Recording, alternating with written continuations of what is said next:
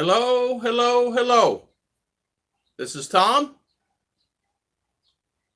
Where's Ruth? Wala ka. And Ruth from Tom and Ruth Philippine Adventures. Ruth is coming.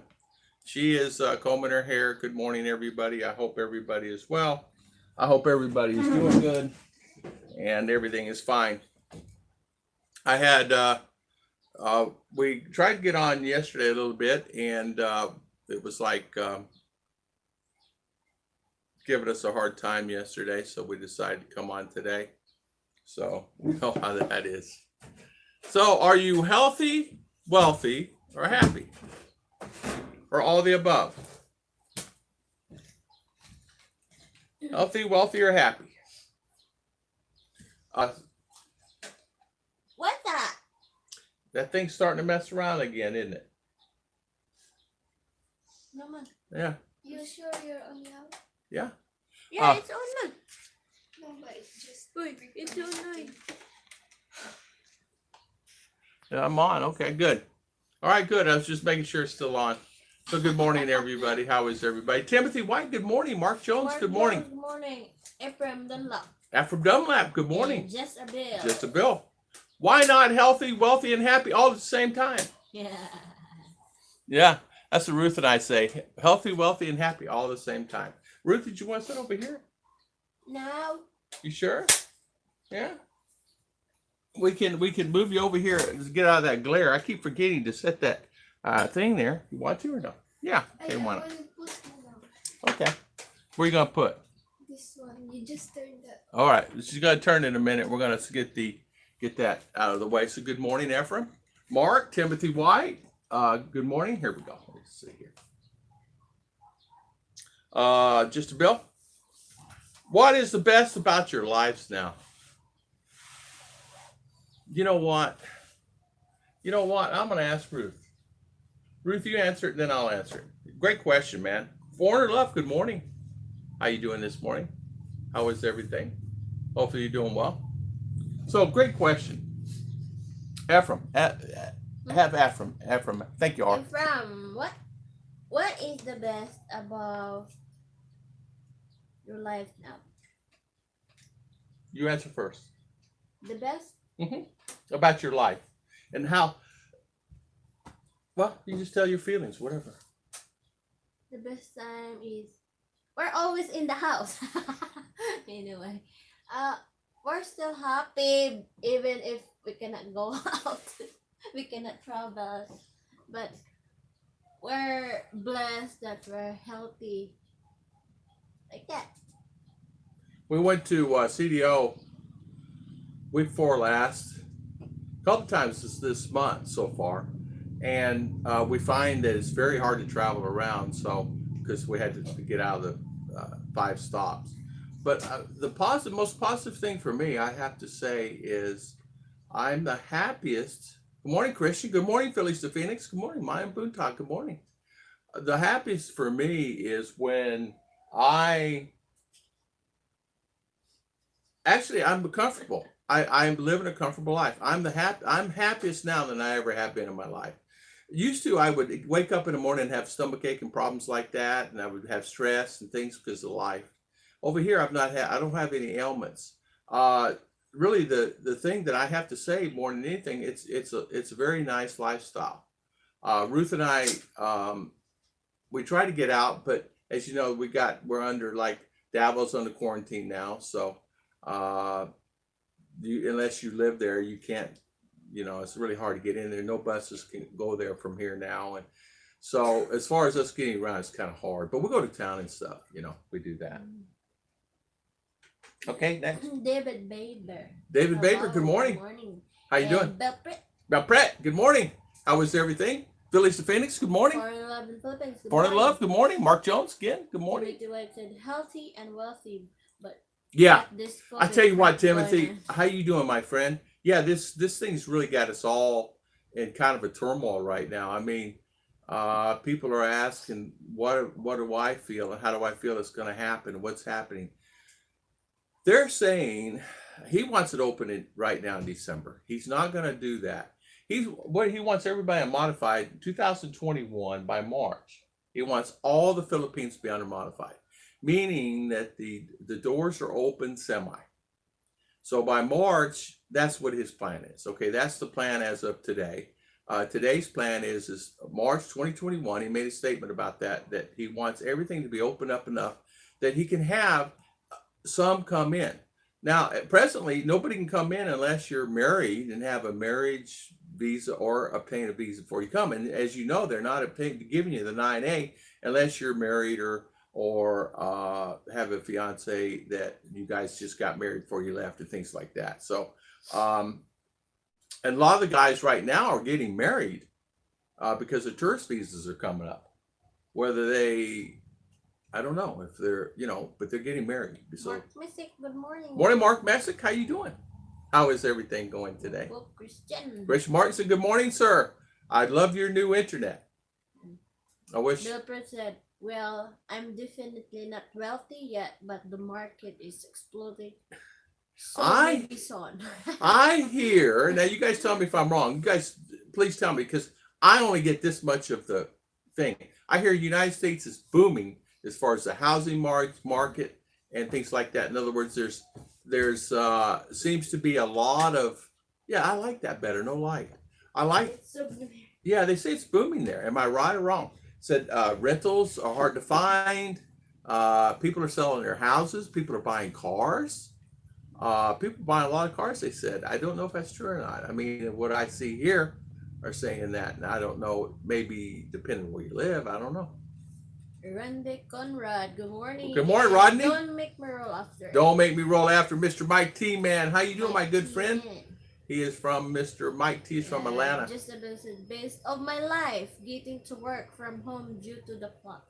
Yeah, I tell you what, that is a positive thing, getting to work from home. Darren, if you have family, you can stay with your family, you can work from home. You just have to do it. I used to do a lot of working from home. It was hard for me to adjust what do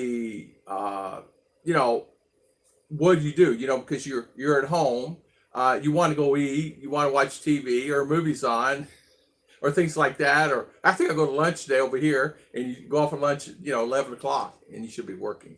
Mm-hmm. I did that. Buntag from Cebu. Who's that? Whoop. Whoop, whoop. Oh, Phillies to Phoenix. Yeah, the Phillies to Phoenix said they did a video with Rod, Amazing Philippines, of their trip back in. You guys check out his channel, Phillies to Phoenix, husband and wife team, great team. Timothy, back up on or move to Cebu until 2022. 2022. Oh, yeah. Man. Mark Who said that? Timothy White? 2022. Man, it's horrible. Mark Jones, best in my life, my Filipina and my old mom still being with us at 87. Wow. Congratulations. 87. I don't know if we can reach that age. I hope I reach 87. The other day, R said, Daddy, you're old. I said, I'm old? She said, you're old, Daddy. You're old. Okay, I'm old. I guess I'm old. Everybody over 20 is old. Someone's 12, right? Yeah. Mark Pisick, good morning, everyone. I'm healthy, very happy. I may not be rich with money, but money doesn't buy your happiness. I asked Ruth the same question, Are you healthy, happy, or wealthy? Ruth says, I'm all the above. I'm wealthy in a lot of different things. I'm wealthy on of what I have. Yeah. I'm spiritual, healthy, happy, and wealthy. But I'm healthy and happy. I'm not rich. And money. But I tell you what, I am happy. I tell you what I am getting frustrated about, guys. I'm telling you this. I'm telling you right now. If you go out and live in a province, make sure you have either a diesel backup, a gas backup on a diesel motor, some kind of house unit for your house, and or solar, or all the above. Because power is out. What's going on? It's out every day. Thank goodness I have solar. Good morning. Mike Wickham, good morning. And Kaparn. Kaparn, good morning. Douglas Martin, good morning. Douglas Martin, good morning. How you doing? Yeah. Welcome. Thank you guys for coming on today. Dr. Phoenix said, we were supposed to be, we were here in May, but got delayed until October. Wow. Yeah. A lot of guys had tickets booked for November and December, and they've had to cancel them because you still can't get in here. There, people are asking, "What's the thing?" Some say, July, but the president wants March is his goal. Right now is his goal, and he wants it now. Vaccines are here and they're being tested. They're being tested on people. You can get a rapid test. You can go to town and get a rapid test in town if you want to test. You need to leave and go somewhere. But even now, you still have to get the appropriate paperwork because you still cannot travel outside of like our area and spend the night. If you spend the night, then you got to come back in under quarantine, and we don't want to do that, especially here. I have to tell you, we're under one of the strictest ones. We're under strict here. It's good. David Weber said, healthy and wealthy and hopefully wise. Hopefully wise. Timothy White said, my neighbor across the street was just released from the hospital due to honey badger. Yes, the honey badgers affected so many. In fact, prayers go out. I want to say prayers to Mr. Rick Morris, his continued support and health on his surgery he had. Also, Mr. Michael and Heidi, he was in for surgery, so prayers to him for his speedy recovery. Hillbilly, speedy recovery also. Hillbilly in the Philippines. Just hang on for a little while more vaccines are coming. Yeah, they're saying that the vaccines are coming. They did get a tractor trailer load of vaccines that are actually coming in from another country. I'm not sure what country it came from, but they were outdated vaccines. And so the wonderful people here, which is very smart, made sure to check all that's coming in, and it was all outdated product. So they shipped it back to the country and said, listen, we're going to buy this stuff from you. It's got to be dated. So they sent every bit of that back. And I'm talking, it was a lot of things that someone was trying to pawn off on the wonderful people here. And they got caught, and they sent it back. Don't make me roll after it. Good morning, everyone. Good morning, Mike T. How's Mike T doing? How you doing, Mike? How's your wonderful family in CDO? Mike said, I'm glad I got my 13A when I did. Yeah, 13A is, yes. So many people are actually going for the 13A marriage visa. It costs about 11 or 12,000 peso plus paperwork. Used to, you had to have medical done and other things, but now it's a little bit different because under the situation we're under. So if you're here and you're on a tourist visa, the smartest thing, I'm talking to ones that are married, because a lot of Americans or foreigners just left it as it was. Still $1 a day. You're cheaper by getting the 13A than paying the $1 a day, the tourist visa. But then, if you got 2 more years on your tourist visa, a lot of guys are saying, well, why would I want to get a 13A? But in the long run, it might be cheaper for you if you figure it out, dollar for dollar, because your ACR card and things. Mm-hmm. Good morning, Mike Wickham. Yeah. Yes, housing sales are up here in Carolina. So they are, Mike. So they're up, huh? That's the thing. I think Jeff Jam was telling me that it is up and booming. That it's overwhelming. He said he's overwhelmed. That's the reason he's not doing live streams right now. Yeah, my wife has the sniffles today, guys. She may have a little sinus infection, but she's still beautiful, honey. Thank you. David Bimmer said, UK housing market also strong. Yeah. People buying houses. Yeah, people are buying houses and they're selling their other houses. It's buying cheaper, or well, I don't know. It's more about the economy and the profit structure. So, for example, say you have a house, you paid $100 for it, a wish, right? And they're getting value out of it. So that means they're selling their house and getting value, and they're buying another house. So you don't go exchange house for house. You go up a little bit, up. In other words, the bedroom, another garage, or a bigger garage, or nicer house, or whatever. Prem Donla said, how is now time that you are not working and have more time on your hands? You know what? I tell you what, it is different for me. It is different for me. We're project driven here, and meaning we have projects that we're doing. We're attempting projects. I am still waiting on my tools to come from Lazada. I ordered tools because the tools that they have at some of the hardware stores here are not any good. I'm getting brands from US. I'm getting Makita and a DeWalt set up. So I'm waiting on that to arrive. Once that arrives, I'll be set and get more things done. We want to build some cabinets. We have not done any welding yet, and the reason we've not done any welding, my cutter's coming. I got a cutter coming, and to cut the steel. So uh, we're in limbo. But we got a lot of projects on our list. Probably too many, So Rox, good morning. morning, Rax. How you doing? Kafarns, how much do you need to be wealthy? It's true. How much do you need? I feel like for me, we're okay. We could survive here. We could survive in U.S., but survive in U.S. we would be surviving, meaning there's money there, but it's not like we can go spend $100 a day somewhere. So we'll be on a budget, really stricter budget. Now things are increasing here as far as pricing on things. Groceries are getting more pricey. Electric seems to be going up in price. But you understand that. You know why they're doing that. But Ruth and I really overall are very happy in our situation here. We're lucky. We're really lucky. We're blessed. And I'm blessed that I set this up to being more self-sustaining, Okay, Douglas. Good morning, Douglas. Yes, we bought our single home gated in Orlando for $219. Now a home similar to ours sold for $331. We'll hope to retire there to be there in 22 too. I tell you what, Douglas, that's a good deal. Good for you. I had a house there in DeBerry. I had one in Lake Marion. I had one in DeBerry, and I sold the house in DeBerry,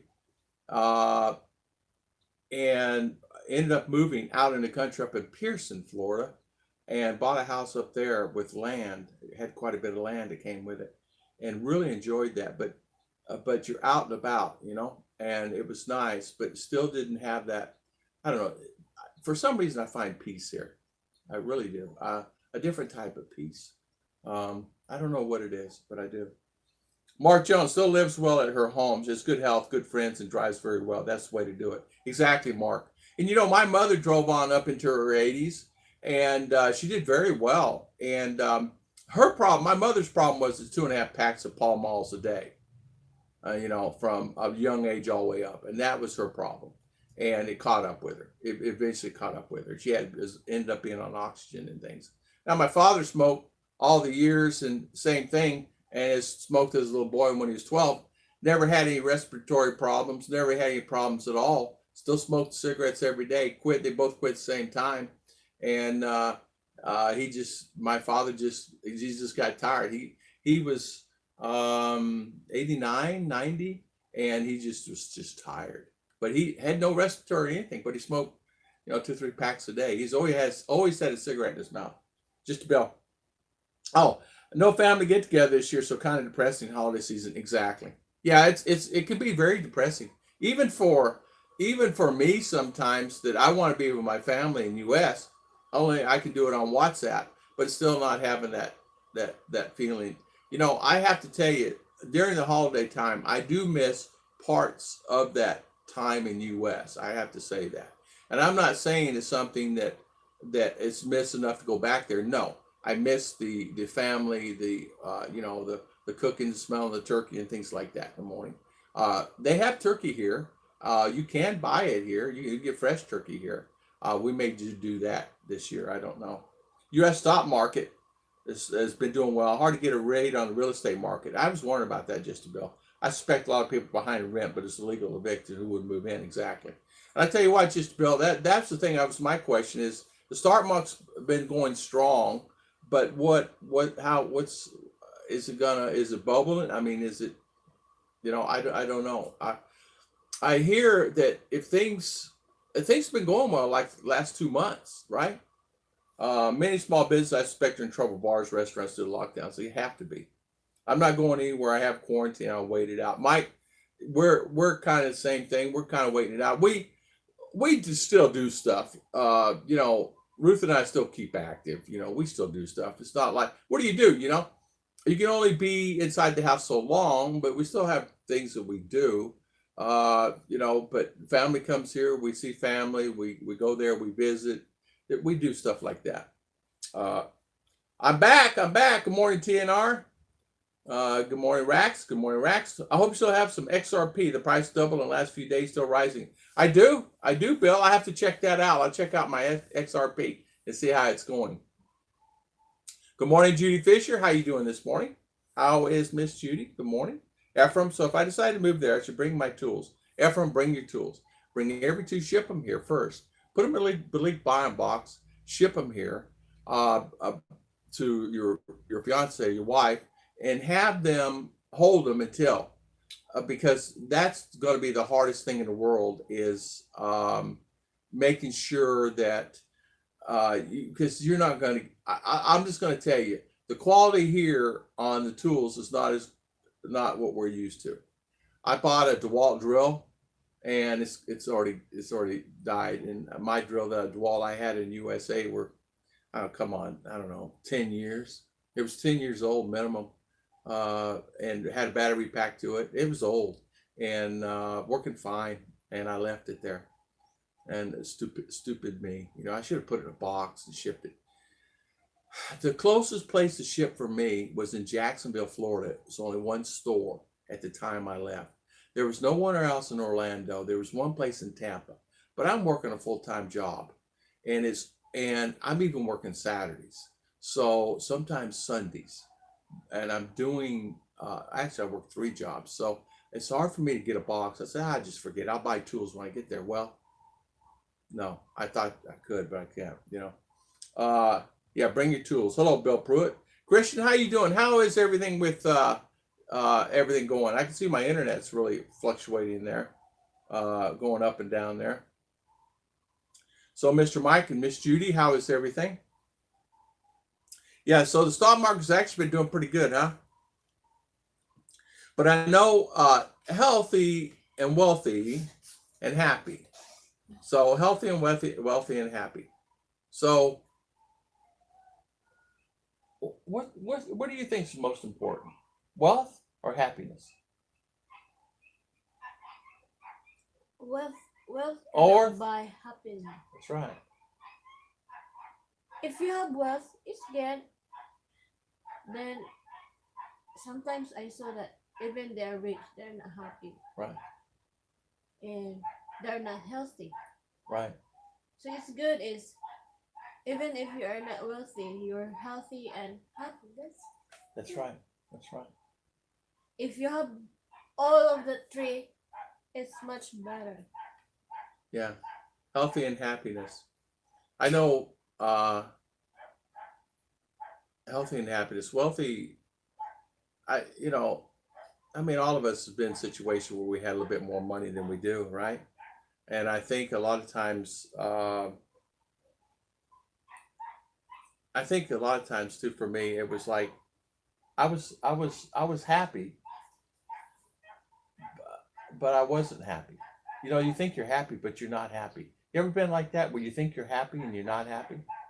I'm the happiest I've ever been in my life, and a lot of it's retired. A lot of it's my relationship. A lot of it's where I live.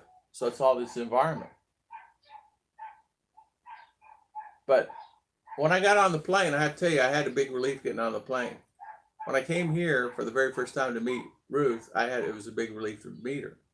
Now, I didn't know whether a relationship would survive, but we were both willing to always work on it. And we had a situation where we were listen, and she had a daughter, and that was a big decision for me. Am I willing to raise a daughter? And am I willing for the next 10, 15 years to be responsible for a daughter? And a lot of guys are actually coming here and getting married and they have 4 or 5 kids.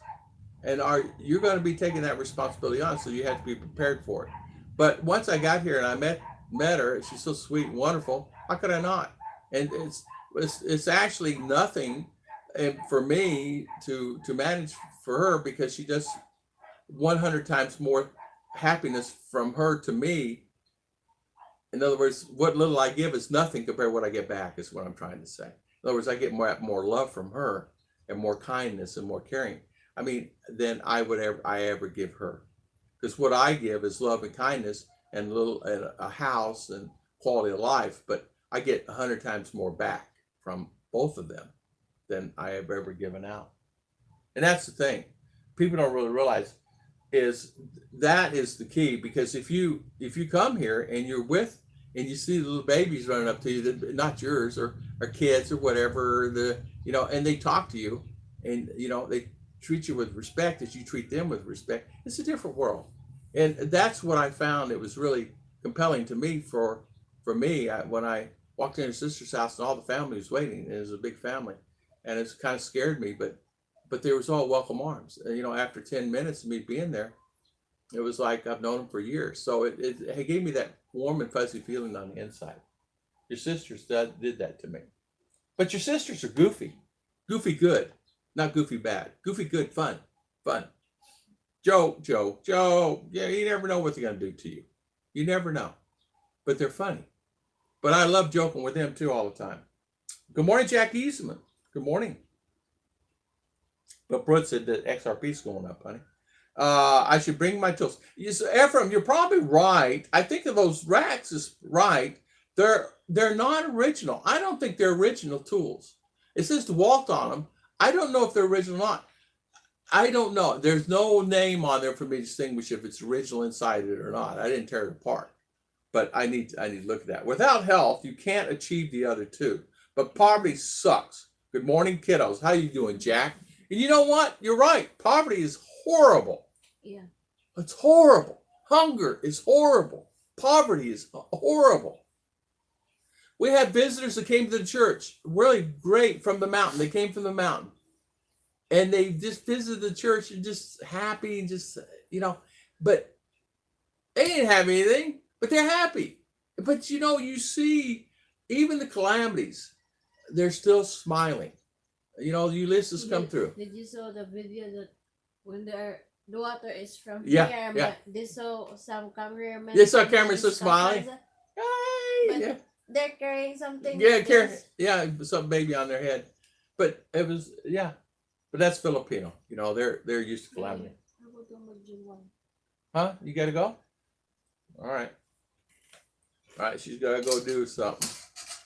Well, thank you for your wonderful time there, little. Yeah, I will be back after 30 minutes. All right, 30 minutes. All right, come back. Yes. Let's see. No worries. 13 minutes. Okay. My beautiful wife.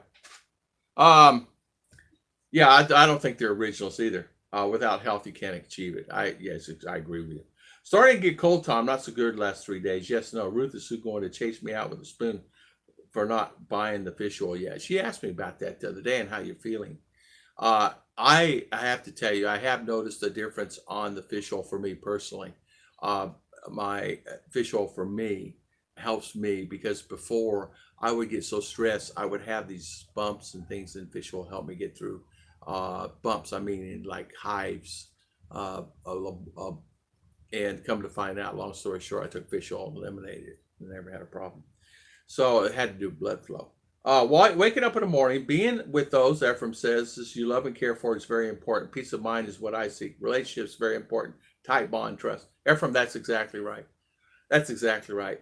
When I went to bed last night, I went to sleep and I slept good. When I woke up this morning, I wake up happy because I have that in my life. Not saying I didn't have it before. I did have happiness before, but it was never to the extent for me personally where I'm at now. Now, is it a perfect world? There's no such thing as perfect. It's not perfect.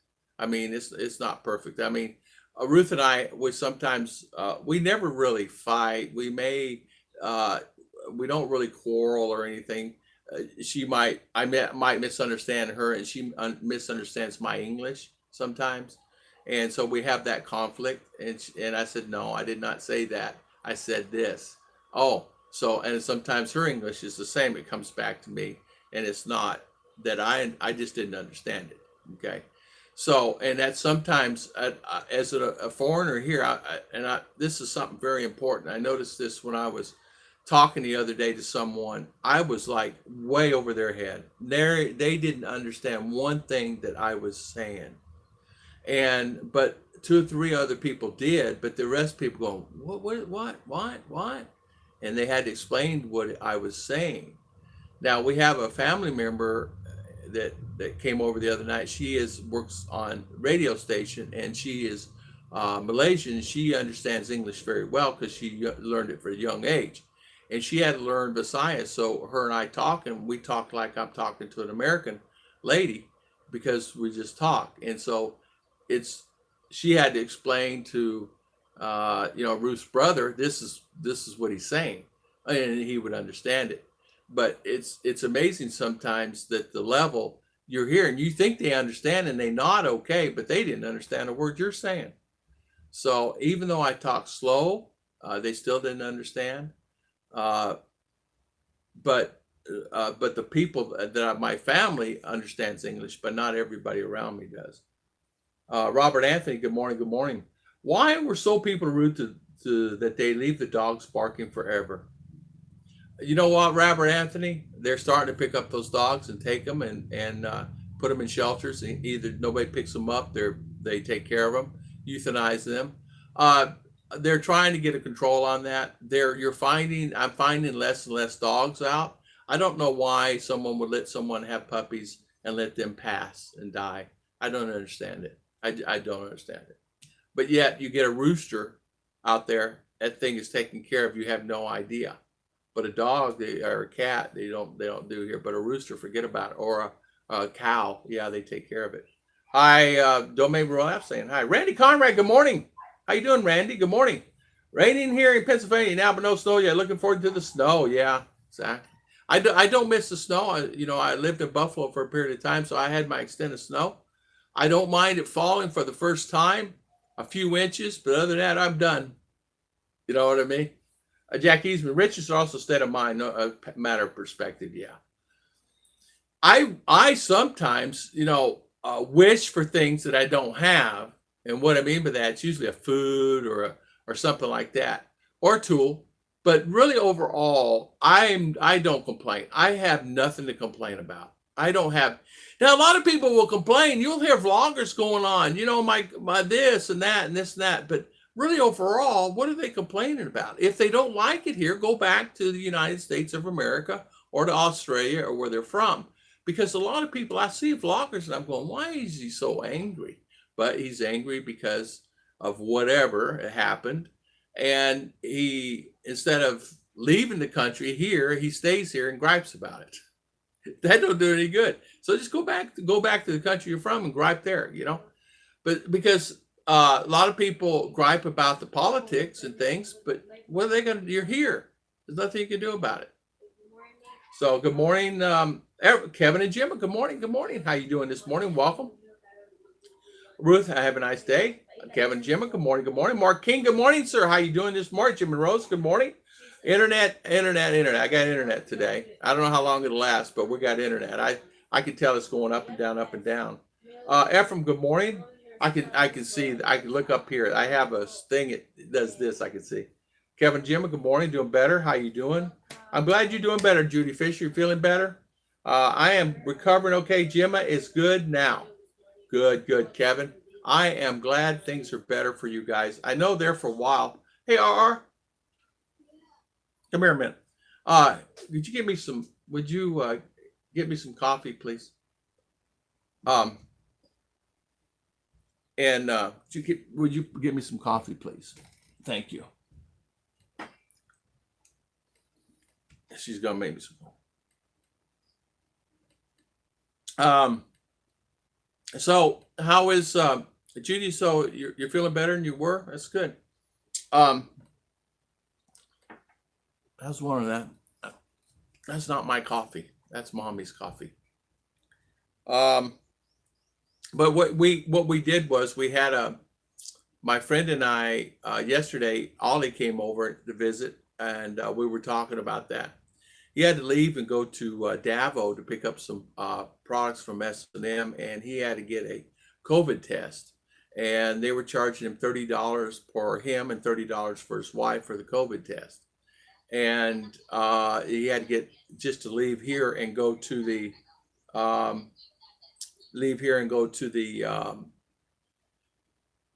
Baranggays to get what he needed to get so he could go to Davao. Well, he went down there and went to pay the $30 and $60 just to go there and back. And it's only good for that one day, and you have to redo it again if you go back the next day. So he paid it, and he gets back to town, and he's sitting here, and he said, I said, what's wrong? Yeah, like you're really upset about it. He said, I am. I found out I could have went right downtown, right to the municipality and got the same test that they did for $10 compared to the $30. So $10 per person instead of the 60. So 20 to 60. So he was really upset about that. And he said, there's not much I can do about it now, but that test is only good for that day. You have to retake it again for the next if you have to go back to that place. So that means a lot too. That's really a big deal. So healthy and wealthy. So Miss Judy, what would you rather be? Healthy, wealthy, or happy? Make sure here. We also had a gentleman come by yesterday that he was selling, because they sell wares. They sell like pots and pans. They sell like tub bins for lids you can buy, and they'll walk up down the streets to sell those. They'll sell mattresses and foam pads. And so, remember the day where they used to come around your house and do that? Well, they do that here all the time, and they've been doing it. But there was this guy came by, and we've been looking for some bins to buy some bins. And these bins were in town. They're really expensive, but he had them really good price, so we bought some. But it's only sales he made for that day, so you can tell times are really hard for a lot of people right now. Yeah, I went to the Tucson Delta airline ticket desk, the airport. He gave my ticket an extension credit until December of 2020. Very friendly, even offered a refund. Hey, that's really nice. That's really nice. Delta did that.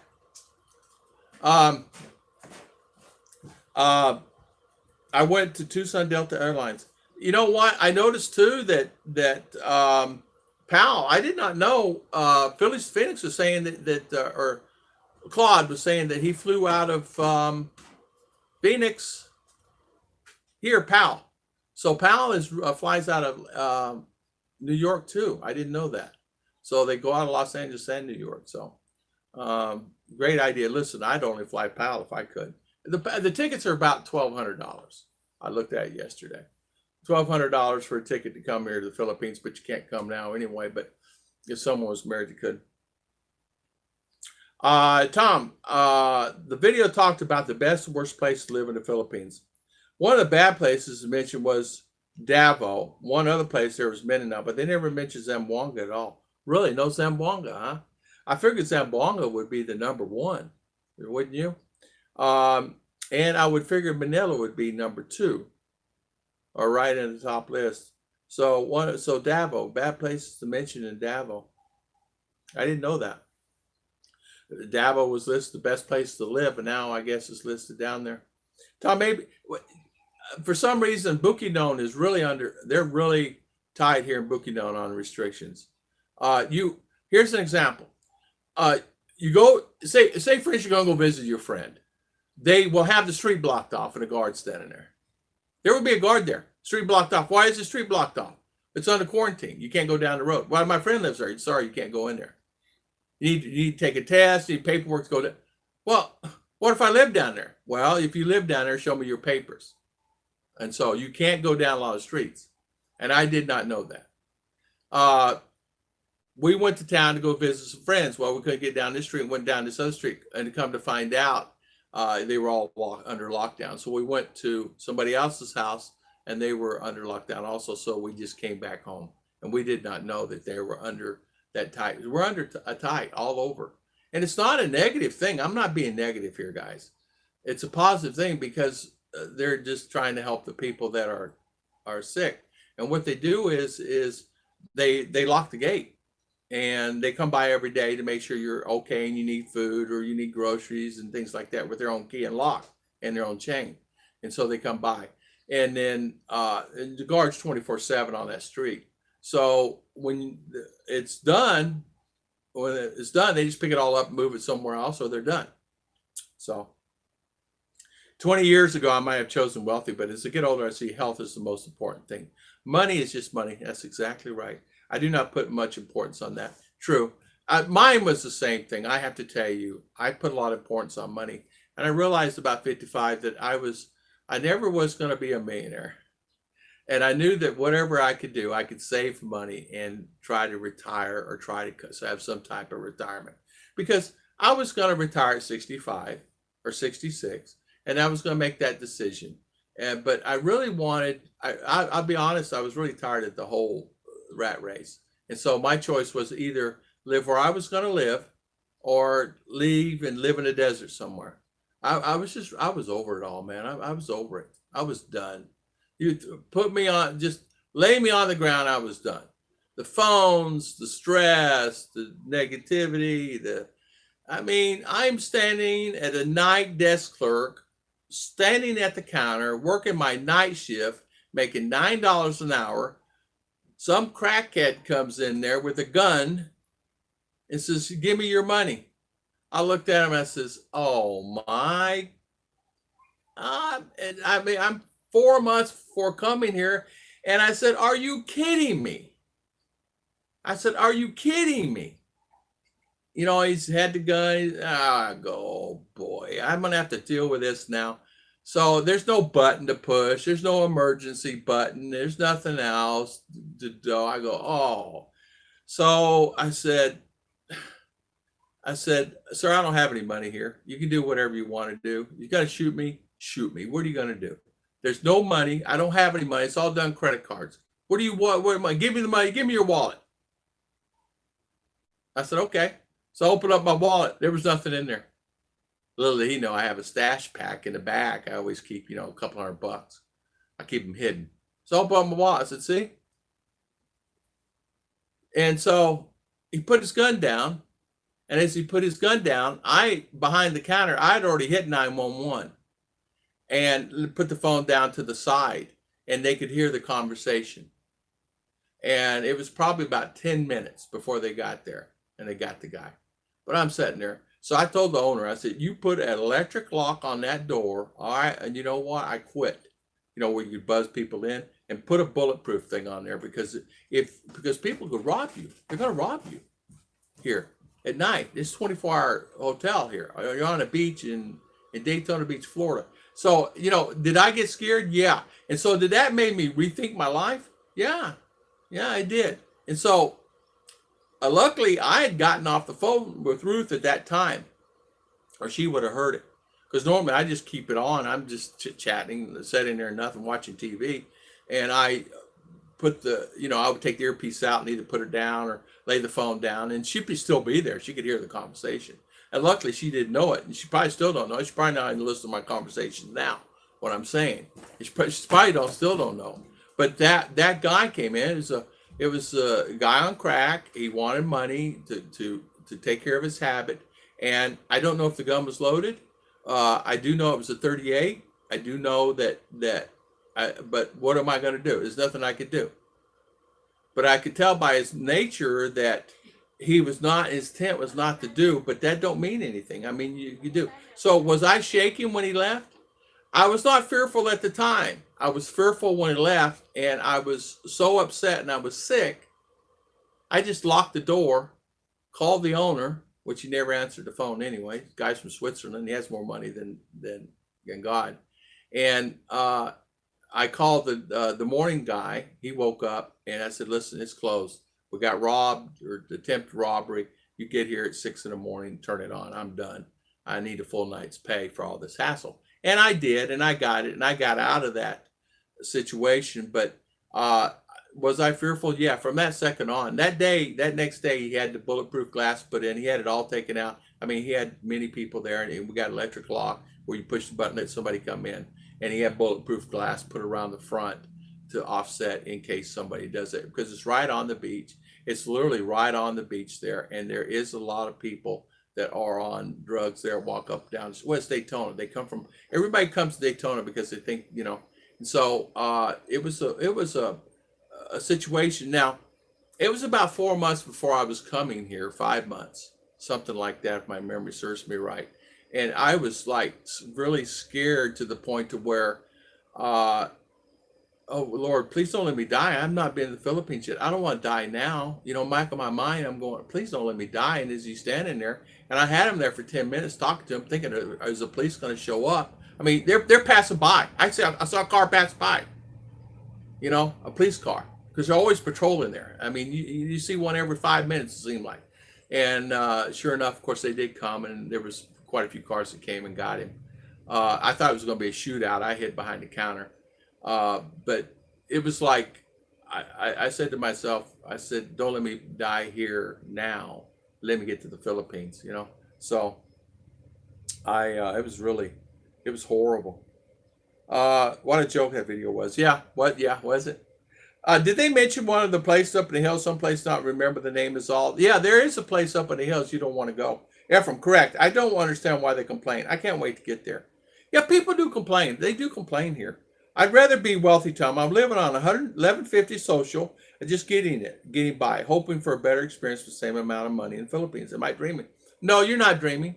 You're not dreaming. You're not dreaming at all. Robert Anthony, there are many that come here that are living on 1,000 or less. Now, remember the military. You remember, and I have to go in detail, but you remember military pay back in the day was about $800. So a lot of military guys, especially like Alton, he was getting $800 a month. That's what he was getting, $800 a month, including his VA and everything, from him getting hurt and everything. He's getting $800 a month, and I saw the deposits because I had to help him one time. So he's getting $800 a month. He's living fine. You can live fine on $800 a month. When I first started to check my Social Security when I was 55, it was $800 a month. Then, of course, it went up because my income went up and what I paid in. They said if I retire now, it was $800 a month. And so eventually when it got up, mine at that time, when I retired at that time, was running about $1,400, $1,500 at that time. But still then I was questioning. But I knew then that I could live at $1,000 a month here. I knew. Common sense told me, if I'm living in the U.S. on 1,000, why can't I live here at 1,000, right? I said 1,000. It was running about 1,100 to 1,200 a month. Some months less, some months more. Some months I was at 1,500, 1,600 in U.S. by myself. And no rent, no anything. It's just life, you know. But yeah, you can easily live here for that. Some guys say you need $2,000, $3,000. No, you don't need that. There's many guys right now. I know of 2 guys right now that live in. The key is your rent. That's the key. You can live anywhere if your rent's good. I know 2 guys living in towns living under 1,000 right now. One's getting 900 and change, and the other guy's getting a little more than that. And they're living fine. They got a nice house. They got a beautiful house, by the way, they built. And one is bamboo house they built. The family built them a bamboo house. Beautiful house too. 3-bedroom. It's on stilts. Very beautiful house. I should do a video on that. They complain then, they say there's no in content. I don't have certain things they were previously spoiled by. Well, that's what it is. One guy said he's complaining that he's here. It's a vlogger. It's vloggers. They're complaining because they can't get the food they want. Well, go back to the States, and they're complaining because they go get a steak at Longhorn or Old Navy hamburgers. Whatever it's called, Old Navy hamburger place.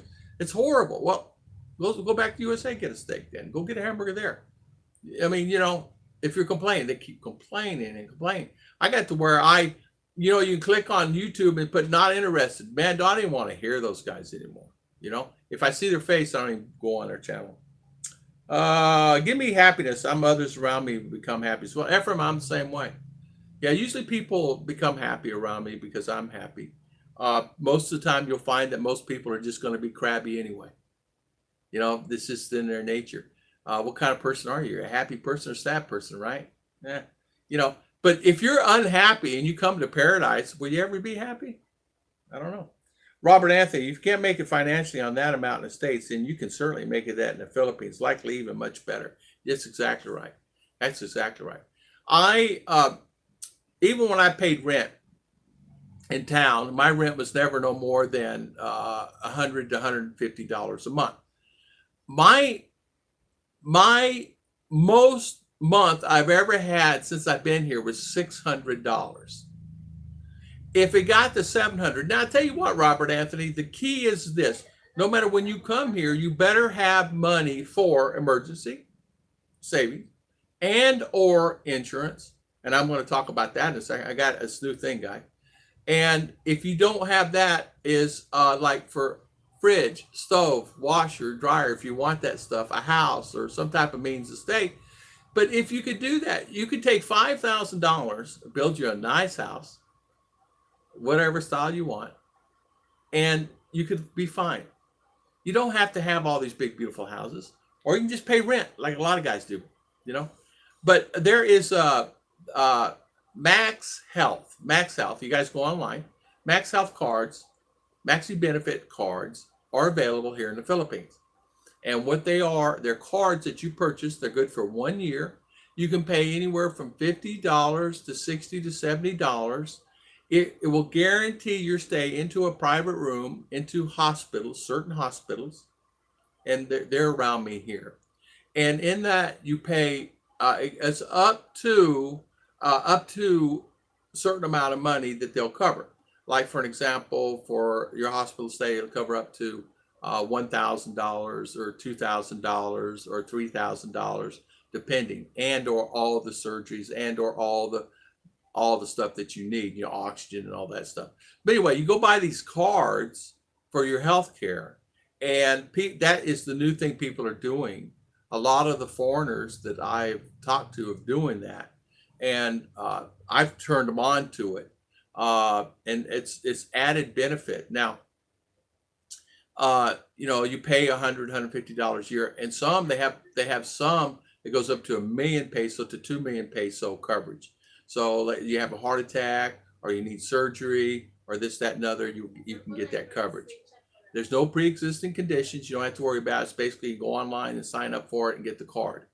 You can check it out. It's called MaxiCare, or MaxiCare Benefit Cards, or MaxiCare cards here in the Philippines. Check those out. There's many kinds. There's actually hundreds and hundreds of different type cards that you can actually purchase. They even have one for dentists, and I saw in there. So if you're going dental and things like that, that was close. I had almost forgot about my hamburger. Almost burned it because of this wonderful life. Mark King, yeah, no snow. LOL. Healthy first, and happiness can follow. Then wealth follows. That's nice. Definitely the lowest priority. If I had wealth, I've had wealth and not health or happiness. It doesn't work. Mark Jones, you're right. There's times, you know, listen, all of us been in situations where we had all bills were paid, everything was paid, you know, everything was fine. I mean, my house was paid for at one time. All my cars were paid for at one time. I had money in the bank. I had money in stash. I had money different places, but I was still unhappy. And I said, this is not, I don't know. I'm not happy. And it was environment. I don't know. They locked you in, and that's good. That's bizarre. They do, Ralph. How you doing, Mr. Ralph Stewart? How you doing, sir? Yeah, devil. They lock you in on their own lock, but there's someone there, and you have a phone. They if you don't have a phone, they leave you a phone, so you can call. So load or something like that. They don't leave you in the situations. Hey, I need this, I need that. You call. The barangay sends someone down. It's usually the barangay that's in charge of making sure you're okay. So if you need food, or you need aspirin, or you're not feeling well, or whatever, they come there. It's usually someone around if you can't. So I'm 8 months over on my visa now. Guess I won't be going to Davao next month either. So they got you under lockdown. Are you 8 months on your tourist, Ralph? So Ralph, all you're going to be required to do is listen. Is file a if you hadn't filed for reconsideration, go to your here. I'm just going to tell you what you need to do. What you need to do is go down to the local attorney, have an attorney write up the reasons why you could not get out and you could not do what you needed to do. Take that with you and have them notarize it. Take that with you when you go to the BI and tell them this is the reason why I could not get out. What they'll do, they'll take that form, and there are some other papers you may have to fill out. They'll take that form, and you will not pay at that time. They'll take that and put that together, and they'll type it in the computer, okay? They're in Davao. and then they'll take that and they'll send that up to Manila, and you'll have to pay for that go up to Manila.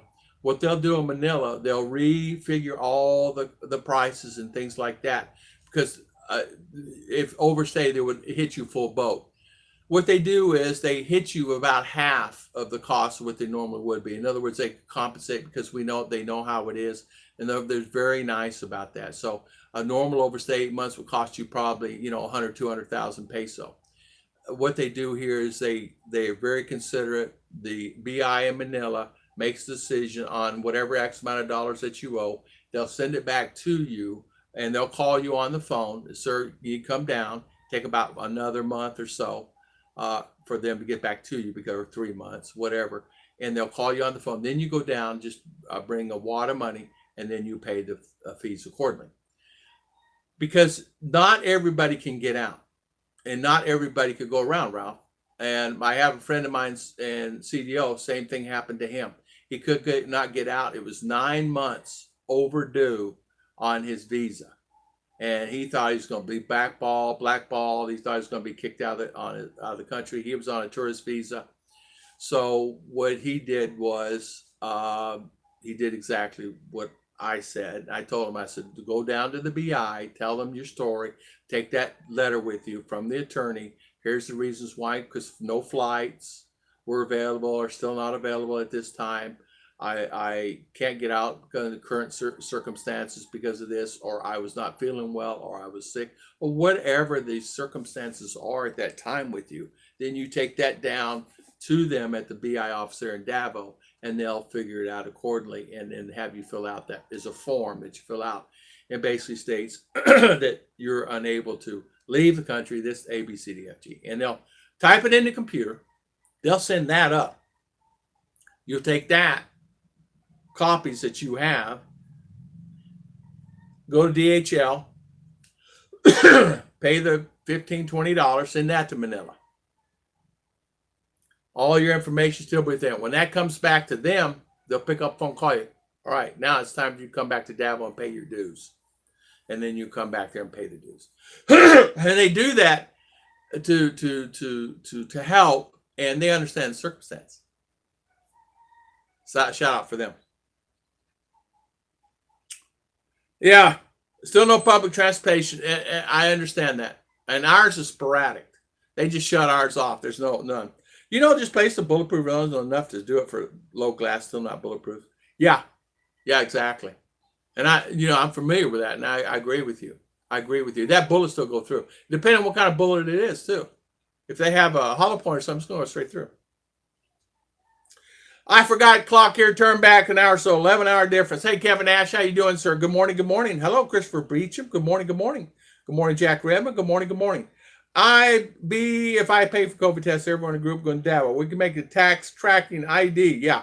What they do now is they put your name on a ticket on the bus. You get on the bus, your name goes on that ticket to know how long you've been on that bus and how long.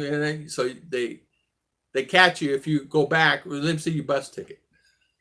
And they have the information on the bus thing, so they get a report, so they know if you spent the night, overnight in CDO, wherever. They're keeping up with it. Hi, Brother Christopher. How you doing, Brother Christopher? Good morning. It's at the Random Blocks. Good morning, Graham. How you doing, my good friend? Long time no see. Hopefully you're doing well. Good morning. Got to go. Good morning, Brother Christopher. Good morning, John. Good morning, John. Got to go. Have a good day, my good friend. Sorry I get off on that tangent. That 20K will last you maybe 18 months if you're lucky. Where I'm at, we don't have things like changing your clocks. Exactly. You're in Arizona then, Mark. Kevin Ash, I'm still confused over the time change. Michael Blinker, good morning. Max Kara, Max Carter, not that good. Are not that good. Check it out. I had to use one, Michael Blinker, Max Kara, Max Card. When I did my, I'm under Philly Health, but Philly Health is like whatever it is. It worked fine. I didn't have to pay anything. When it had check up blood and all that stuff, it was no charge. The cards were fine for me here, I guess. Good morning, Michael Blinker. How you doing? Mark King, just let you know I had to stop watching anime series. I had to watch online so I can watch your live stream. You don't need to be watching anime. All the kids are watching anime though. Robin Anthony, I'll sell you my Jeep for $5K, my mobile home for 10, and save $20K. So thank God I have an emergency. Exactly. There you go. Nothing wrong with that. Hey, Robert, yeah, $20K. Okay. Here's the thing. People, also, there was this guy came here. I told you about my buddy. He's living up in the mountains. He's not spending any money. Very little. He said I might spend $100 a month on the high side if I'm lucky. But he lives off the land. He doesn't have any power, electric. He has solar now. So he has solar. So he has lights and fans and stuff like that. He bought a TV, and they have TV, and they run that on solar. But he says it's the happiest ever been. He was my boss at one time, and this guy was a shirt and tie kind of guy. But now he's gone roughing it. He's in the mountains. He lives in the mountains with his beautiful wife. In fact, their family. I only have 10 fingers to count on, so it's very confusing. What's the best way to use $20K there? If it was me, I'd keep the $20K in the bank. I would I would figure out a way to get at least a lot or land for 50 years, 25 years, and renew it 25. Get the renewable lease that if they go up, they can only go up a certain percentage. You can negotiate that. Get one for 50 years or something, another 25 years, and throw a bamboo house on it, or portable house, and cost you, a grand or two, and keep the money in the bank. That's what I would do. And that bamboo house, you can have aircon, you can have all the features that you will want. Nice. They're nice. And they'll build it right on site for you. Or you can go the expandable house route like this, or light duty steel. But it might cost you a little bit more. But you can get a really nice $2,000. You get a really nice bamboo house. Of course, the upkeep on it too. You have to upkeep on that. So you have to figure on that. There are bamboo houses out there 20 years or longer. They last a long time. People say they don't, but they do. I mean, people, there's run right over here across the street still living in it. They're still living in a bamboo house. It's been there forever. But you just have to, maintain it and stuff. I sure miss Swiss Deli in Davao, but I suffer from my lack of sausage and cold cuts. My first stop back to the U.S. will be a Walmart deli. Well, hey, Ralph, I understand that. I understand that. Will you have any additional monies coming in monthly? Anything you spend it? Yeah. And if something comes in, as additional monies, my thing is I got to stop buying stuff. I buy too much stuff, I guess budgeting stuff is subjective. I track my expenses on spreadsheets. It's coming here. If I said my monthly budget is 60, I have come under budget occasionally. I spend two times. Yeah. And you know what? It's fine. Even if you look, come on, common sense that you spend $1,800. People say, man, realistically, budget is $1,500. Fine, whatever. I'm just saying my realistic budget is under $1,000 a month. That's it. People say, until you come until you live where you're going to live, you don't know what your budget's going to be. I don't even know if you smoke or if you drink. I don't know what kind of habits you have. I don't know if you have to go have coffee every day. People have to have all those things. I don't have to have all that stuff. I don't have to go down to the pub like I used to have to do all the time when I was in the U.S. I don't go to the pub down here. And I wouldn't want to go down here. There's no reason to go. But back when I was 55, I was going to the pub every day. I had to stop doing it. I was spending too much money. I started saving money. When I first met Ruth, when I was 57, 58, I said, you know what? I just completely stopped everything.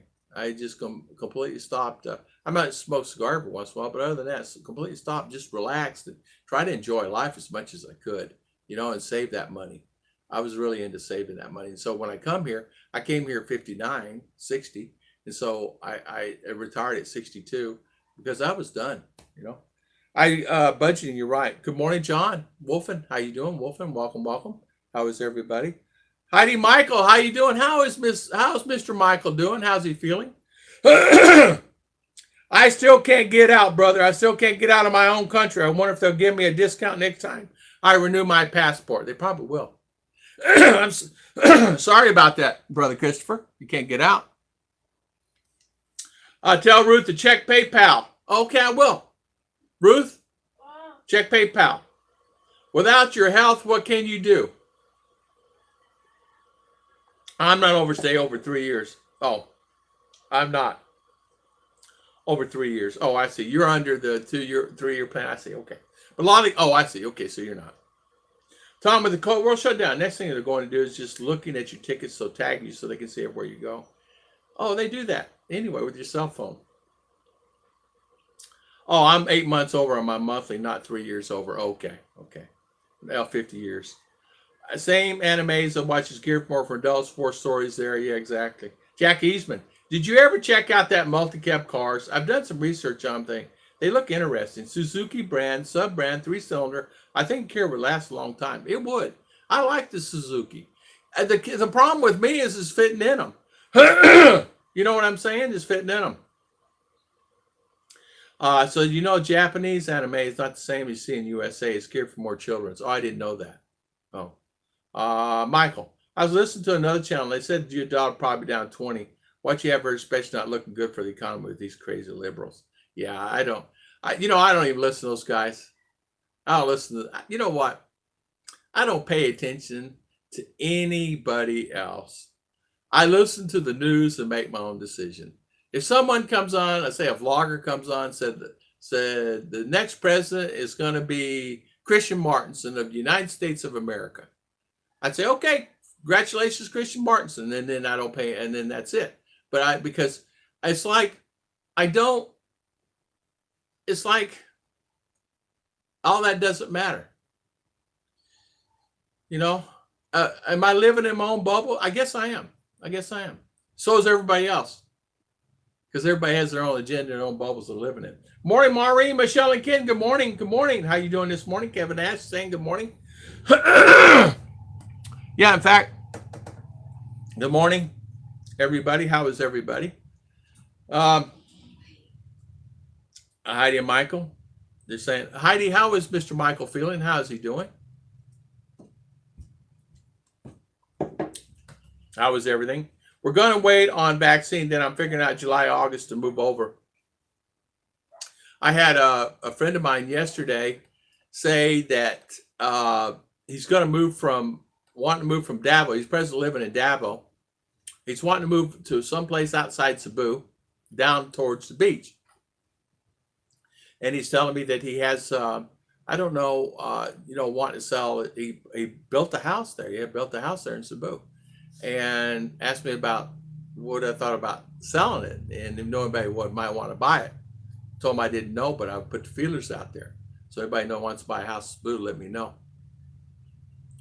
It's a 3-bedroom, 2-story house. He built it 2 years ago. Cost him about $60,000 US. Includes the land and everything. 2-car garage. He said he's tired of cleaning it. I told him, I said, don't build anything. And he says his wife's tired. You know, they have the helper, but he said, it's ridiculous. Why did I? It's only me and her. Why would I do that? I said, I don't know. It's your deal.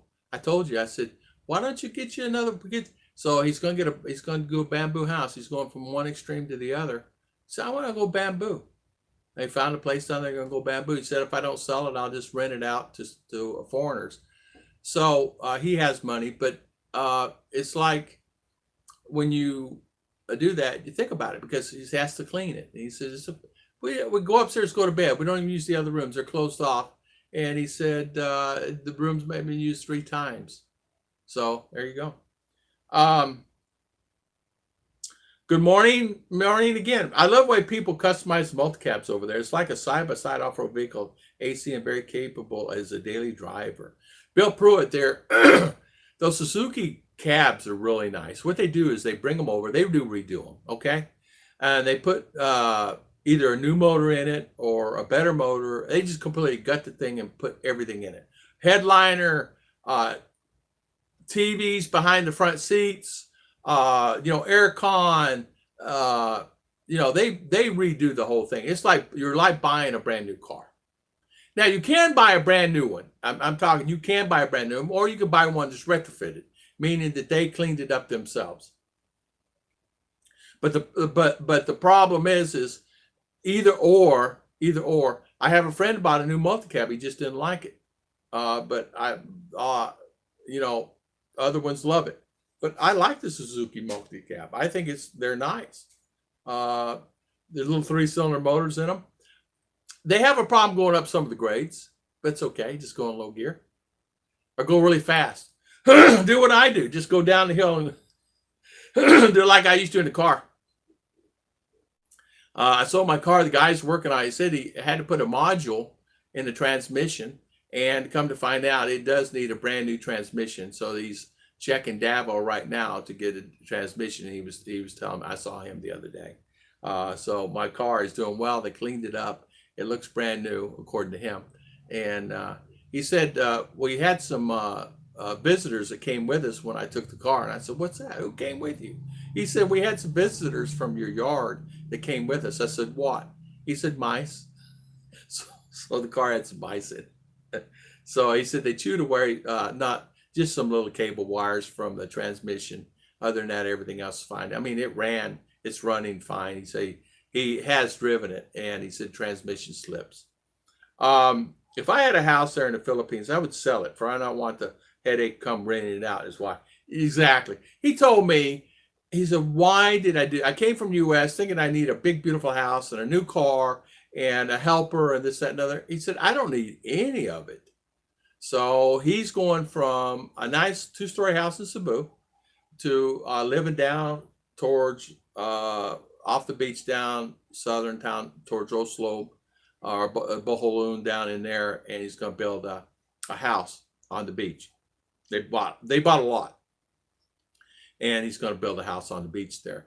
And he asked me about if I knew someone that had it. But there are some beautiful. Now his house is nice. I mean, it's very nice.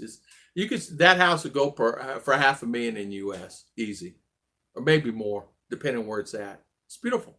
I mean, tile. He's first class. It's got a bathroom upstairs, a bathroom downstairs, and a half bath out towards outside. You want to rinse off before you come in the house.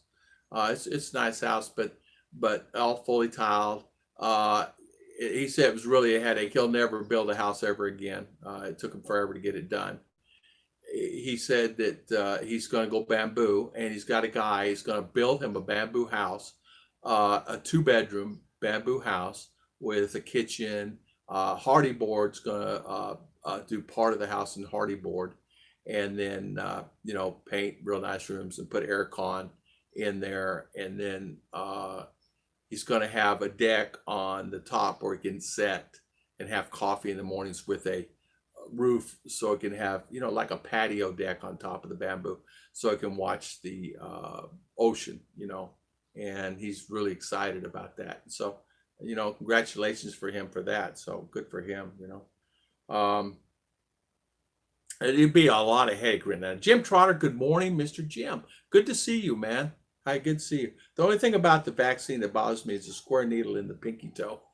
Is that what it is? Is the square needle in the pinky toe? I'm not hip on a vaccine. Would I take it? Probably not. If I had to take it, I'd have to take it. But I'm not. If I have to be forced to take it, I'll take it. But if I'm not forced to take it, I will not take it. I hear the same thing, Bill. I want to visit as many spots, Philippines as possible, but I also have the hots for a Honda scooter, either 150 or 350, practical or fun. Mostly go for fun. Jack Eastman, good idea. I personally like the 150 for me. And it'll get around fine. It'll go up the grades fine. It does fine. I like it. The 350 would probably be better for long hauls, But the 150 is fine. 150 is fine on gas too. They're nice. Our family member has one, and it's nice, really nice. Ride's good too. When it comes to selecting a reliable and safe multi-cab vehicle, competent reassembly is something to watch out for. Graham is exactly 100% right. 100% right. If you find someone that you think you want to buy from, ask him to speak to the customers that he sold before and see if they're happy with his workmanship. Because when they put those together, they're coming from Japan, and when they put those and retrofit those, you want to make sure you get somebody who's reputable. There are a couple of guys out there that do a pretty good job. Ruth has a school classmate that actually works on the ships that brings them from Japan over, and he suggested that we look at those, and they sell them. They sell them to multiple dealers when they come off or auction off. They're already purchased, and they sell those, and they just come pick them up. They're already bought and they just bring them over. But he said there's a couple of good dealers there, and they drop them off in Cebu. There are a couple of dealers in Cebu that are really good multi-cab makers of the multi-cab and do a really good job and support it. So when you buy it, they support it, meaning they will repair it and fix it. But make sure if you buy it, it has a 100% warranty on it for a period of time. Or don't even worry about it. Or say, I ain't buying it, because what if the motor decides to crank out on you, If I am single, I would like to travel all over the Philippines, but Mark is saying someone, I would stay one place, base travel someplace then. Yeah, it's always better to have someone that's with you, to travel with. Let me get me some more coffee.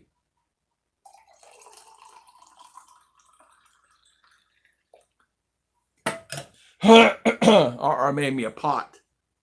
So, yeah. I like to travel over the Philippines to involve with someone. If you're involved with someone, it sure makes it easier. Travel around and have that feeling of having someone there and enjoying it. It's like I was talking to was Benny the Mac. He's in Bali now, and he was stuck there, and I think in December he's going to try to head back to Australia. I think it's his plans, but he was kind of stuck there in that situation there with a honey badger. I was looking at the 600cc and bikes or long rides. It would be more comfortable, yeah, and it's legal to take on the expressways, yeah. 600cc is really the best thing to do. Ruth, how you doing in there, honey? Okay. But 600cc is really a good bike. Some of the best bikes, don't underestimate even the ones that have been picked up, repoed. Some of the guys really take care of those, but mostly depends on where you're at. If you're here in the province, they're probably not taken care of, but you're here in town and you find that because a lot of foreigners have actually take those bikes and they just turn them back in and sell them to the dealer, and the dealer will buy them, or they'll make a deal and put them on consignment. But if you find a foreigner that has a vehicle and he has some type of vehicle, you'll find that they're in pretty good shape, I got gone grocery shopping today, and I get some ice cream. So I don't have any ice cream. Mark King's out of ice cream. Yeah. Any vehicle that can go over 70 on a highway of 3 or 4 hours and carry 2 people is good for me. Motorcycle, car, truck. Yeah, it's that rain that gets me.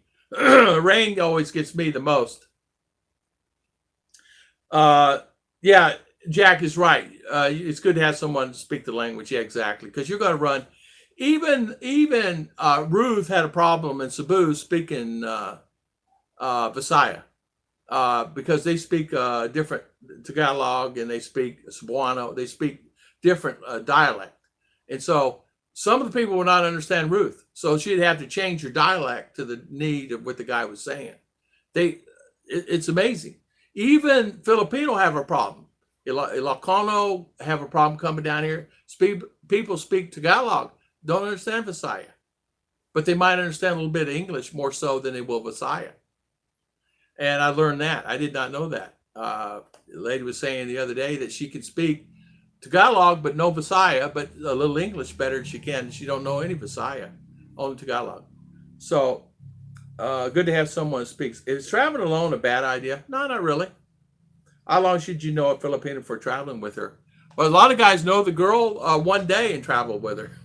A lot of guys 1 hour. No, really, overall, it's all about, it's about how long you want to talk to her, how long you want to be with her. It's like, I would think common sense, you want to be with her a month or two, kind of feel her out. I mean, you want to go to a week, it's okay. I mean, I don't know. It depends on how you feel. When in the first hour or two or three, if you're going to like her or not. Now, whether she is when she gets, you get away from her and what kind of personality she has, but you kind of want to get to know her. But you could, there are companies that you can actually hire someone to go with you. I mean, and you have to give them a separate room, but they will go with you, and they will take you as an agent, take you around the Philippines. There's a company in Manila does that, and you pay them a fee, but they have to have separate rooms and things like that. And usually it's a female, and they will go with you. They will ride with you on the bike and everything else, but they keep it separate. You know what I mean? Because some that's just the way it is. I've seen Filipinos revert to English due to conflicted dialects. Exactly. Ephraim, but yeah, you can come here, Ephraim, anytime, any place, anywhere, like that. And no worries, and have someone go with you.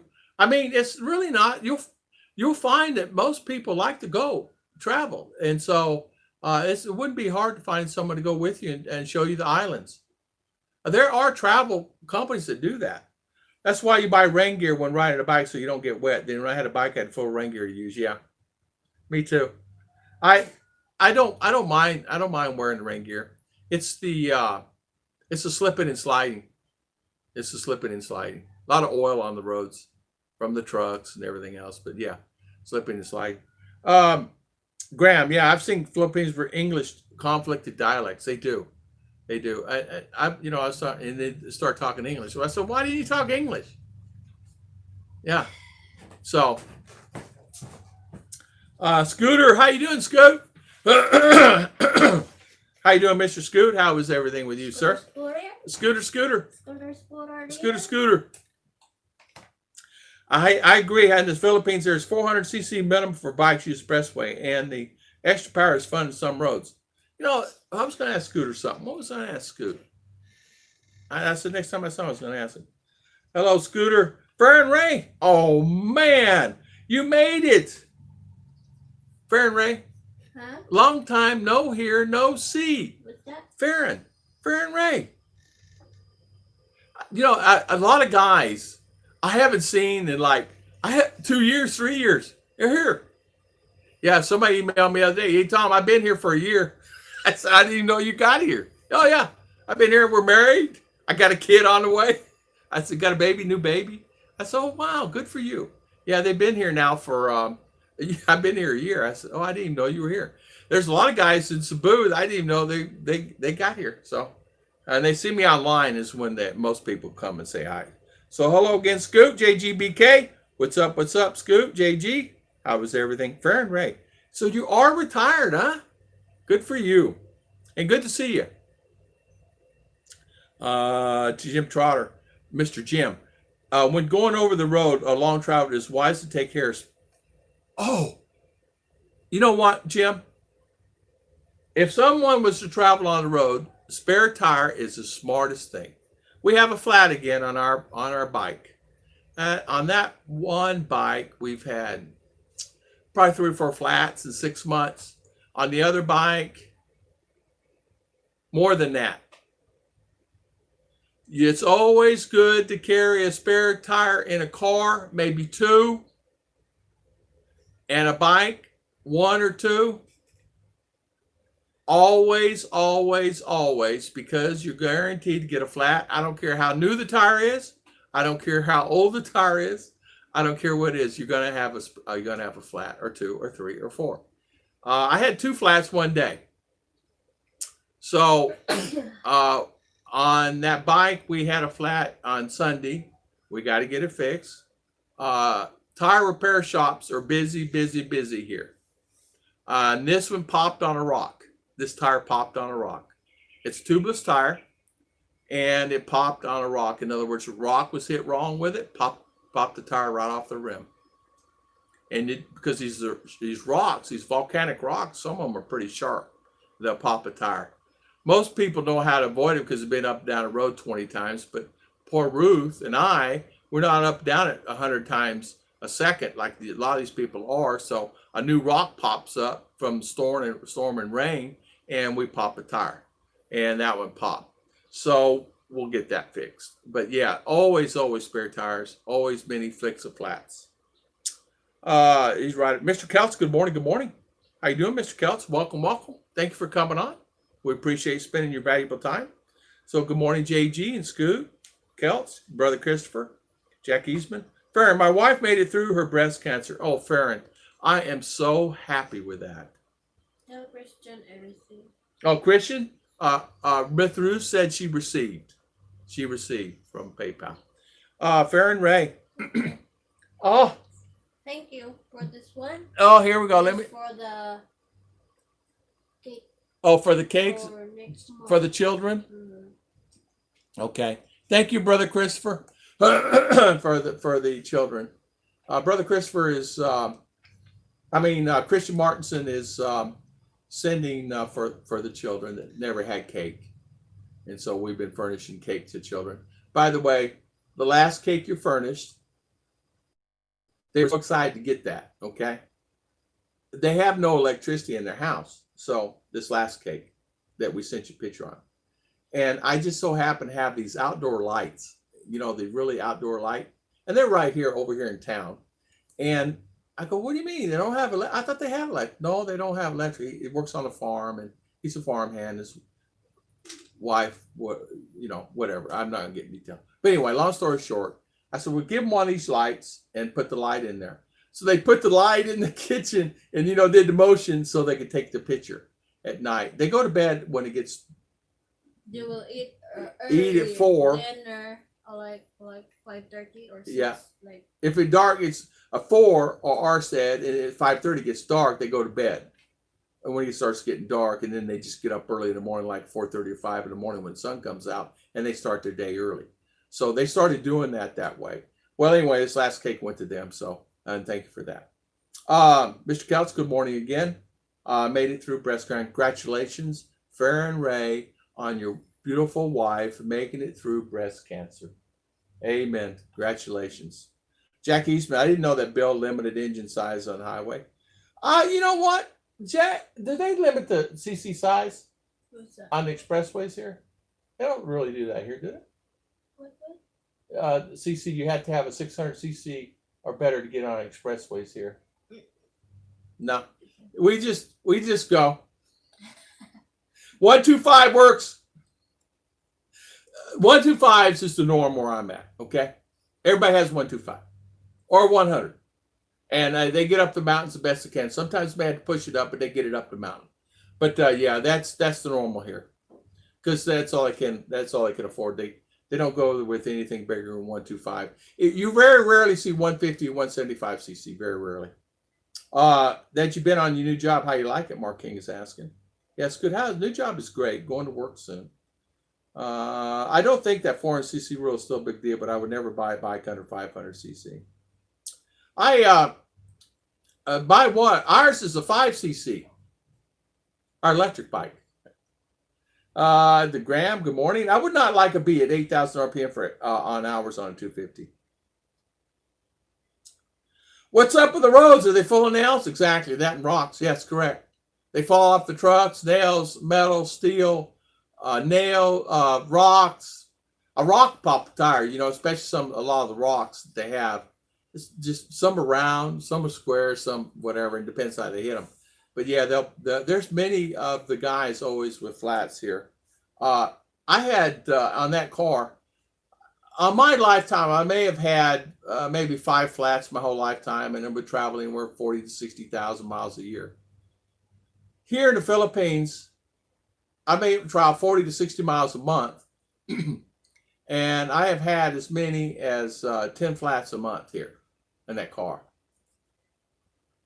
On the bikes, we've had too many to count, guys. I can't count them. About every 4 to 5 weeks, we have a flat on something. I mean, I have more pump gear and more tire gear out there. I could open up a vulcanizing shop out there.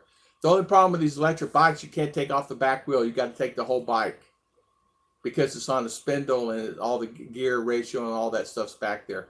So you have to take that to the bike shop. So you got to take the whole bike with you. So you got to pick the bike up. It's the only downfall of those, and take it down to the bike shop to get them to do it.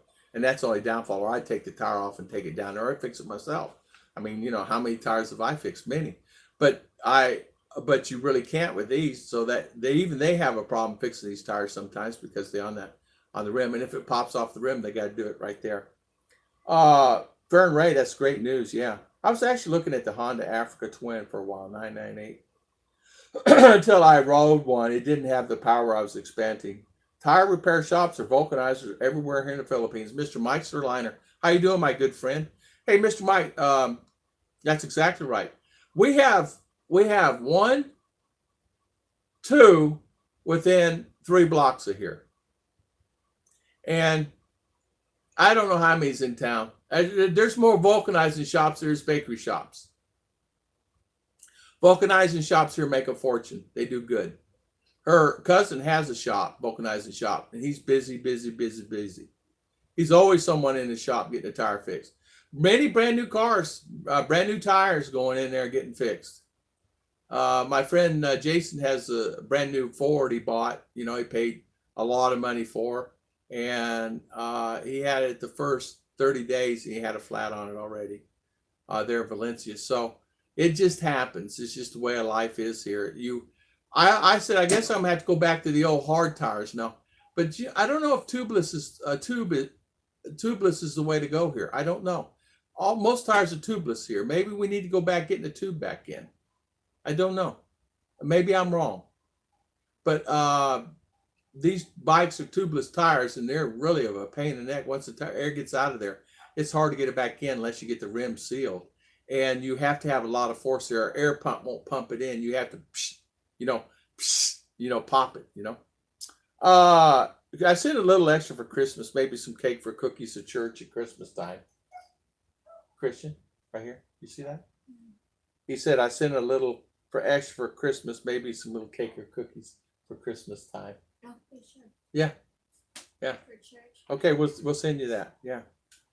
Graham is saying you would be surprised. Smaller motorcycles are ideal here. I had my 1340cc Harley since '93, but I use 175cc to get around town. Hey, Graham, you ought to see these guys in the 125s here. They're all over the place on those things, man. Everybody that I know has a 125. A family member has the 150. Another one has the 175.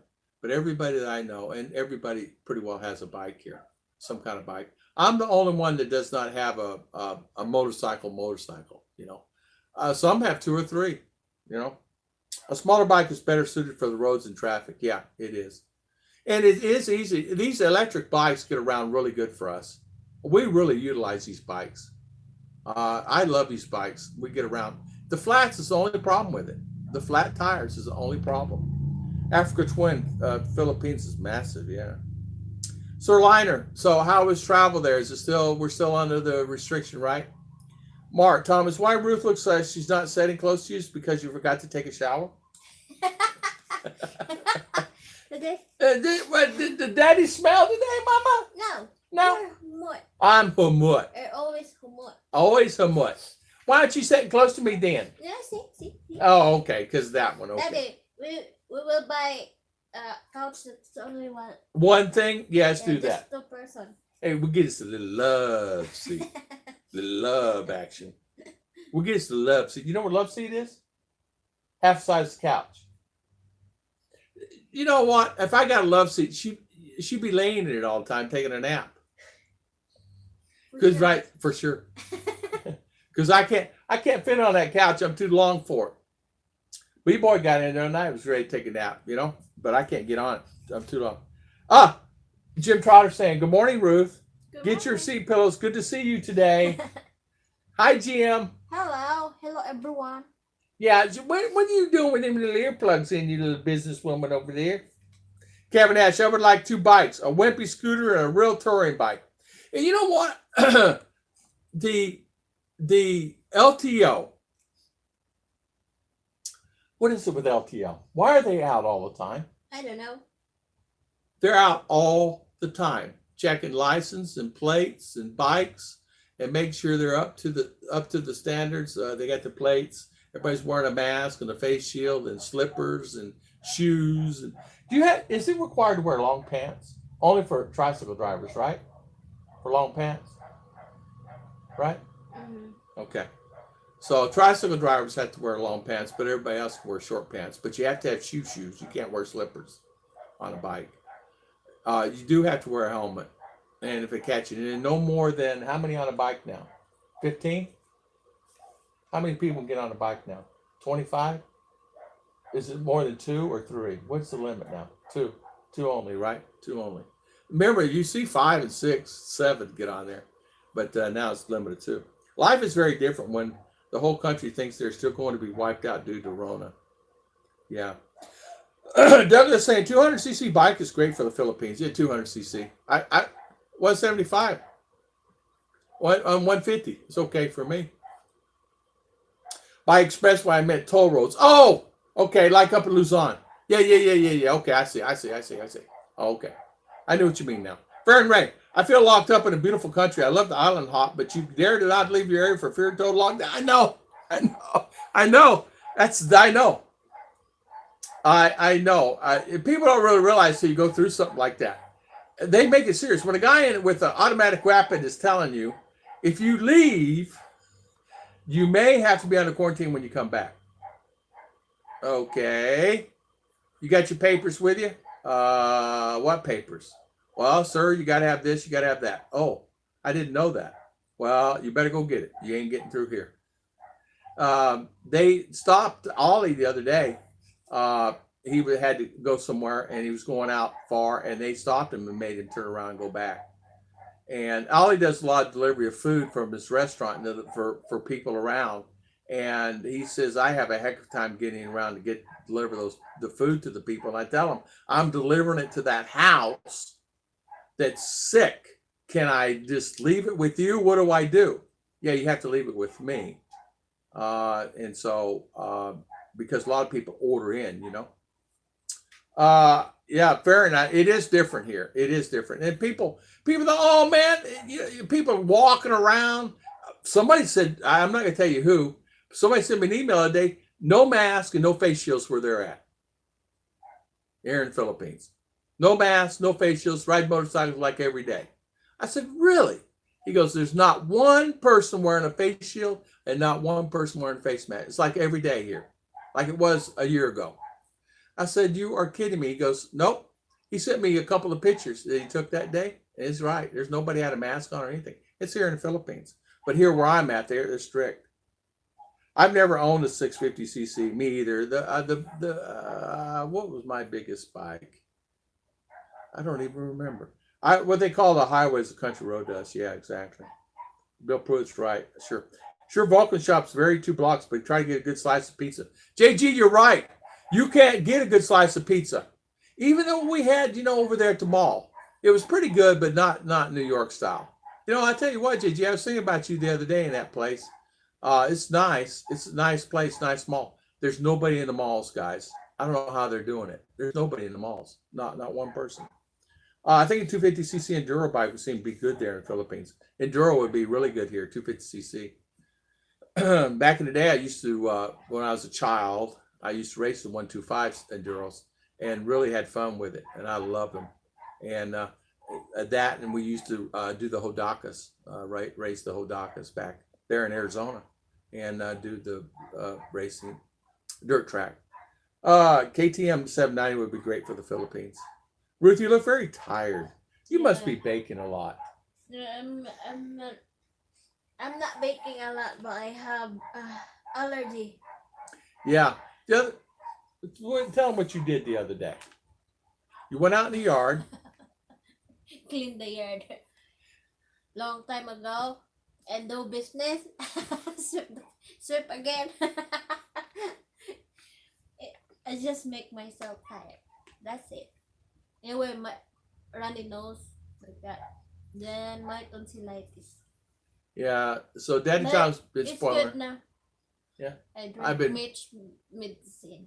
Yeah, Mitch sent us some Dayquil and stuff, and thank you for that. That's what she's taking now, uh, because the medicines here are a little slack in the ability to how can I say this? It's good medicines and they work very fine unless you get the prescription from the doctor. They don't really have over the counter medicines that really would help you offset the illness that you have. So you have to go to the doctor directly, and you can get some good medicine, and they will prescribe you good medicine to help yourself. But prescription wise, you have to get by prescription. So Ruth, the other day, was not feeling well, so I went and got her some Nyquil and Dayquil, and to help get her offset this thing she's having with this little flu bug or thing she's had. And a lot of it is because that she has been running around for things, and she's had to go to town because of cakes and people running around on that stuff like that. And I have 3 cakes this week. And she's got 3 cakes this week. And what it is they can't come out, or they can't deliver, or they can't do this, they can't do that, or can't pick it up. And it's just like, what do you mean they can't pick it up? Well, they don't have a motorcycle. Well, they don't have a motor. Well, they can't get it in a tricycle. Well, no, they have enough money for the cake, but they don't have enough money to go pick it up in a tricycle and bring it out there. So Ruth has to take it to town. I mean, it's less than $1 to come out here and back. So I said, well, so she has to get the tricycle, get her neighbor to take her to town to deliver it. And she's been doing that because during this lockdown, a lot of people are afraid to leave their house. And so she's been running back and forth. And I'm telling her to be very careful what she's doing, because she can get the honey badger also. And she get it from these people that are whatever. So, as you know, I mean, I'd take it, but I don't know where these people live. I don't even know where Porrock 4 is. I have no idea. And I don't know where Manhattan Street is. I'm going, where in the world is that? Where in the world are you going? One, she's going to take on her bike, and I won't let her take a cake on a bike, because you can't drive a bike and hold a cake at the same time. And I'm not, or can't go out because no kids are out. And by the way, you don't see any kids out. I mean, there's none. You go to town, there's no kids. When I went to town, I said, man, where's all the kids? There's no kids out. Usually the town be saturated with kids. I mean, there are hundreds and hundreds and hundreds of kids. My favorite bike was a 650 Indian. Yeah, Station New Mexico, Flat Hills with the 2 of us was great. 650 Indian was a nice bike. I got to go. My wife is going to first Onco Dock in Cebu. Take care. Thank you, Farron Ray. Thank you so much for coming on. God bless you, my good friend, and congratulations on your wife feeling better. And congratulations you coming here. Thank you. I've been looking for a bike for myself and cruise around from island. Look about us, bro. And I don't mind a 4-hour slow ride, a motel of every town, coffee and donut. Good. There you go, Jack. You can do that. There's always coffee. There's always a donut somewhere here. There's many bread shops. Farron Ray, have a good one. Slippers on a bike is the same as saying I don't need my toes. Exactly. And they wear slippers here all the time. And you're right. I won't get on a bike without a pair of shoes. Most are required to wear shoes here. Real toes are overrated. I need something I can have passenger and go on a 4 to 6 hour drive with a freeway and comfortable in the butt with luggage rack and panners. There you go, Kevin Nash. Bill and Scooter, Freddie Flintstone did that for decades. With a bike talk, you buy a used bike. How can you sure it's not stolen or fake, given a point of sale? Jim Trotter, they check it out. And I'm saying repos. Usually repos can be at the police station. Repos can be from the bike manufacturer, bike place itself, like Triumph or Honda or whatever. They'll have that bike and they'll know the point of sale. They'll give you the correct documents to make sure you get past that. So it's not a problem about that. Never buy a used bike from a guy on the street.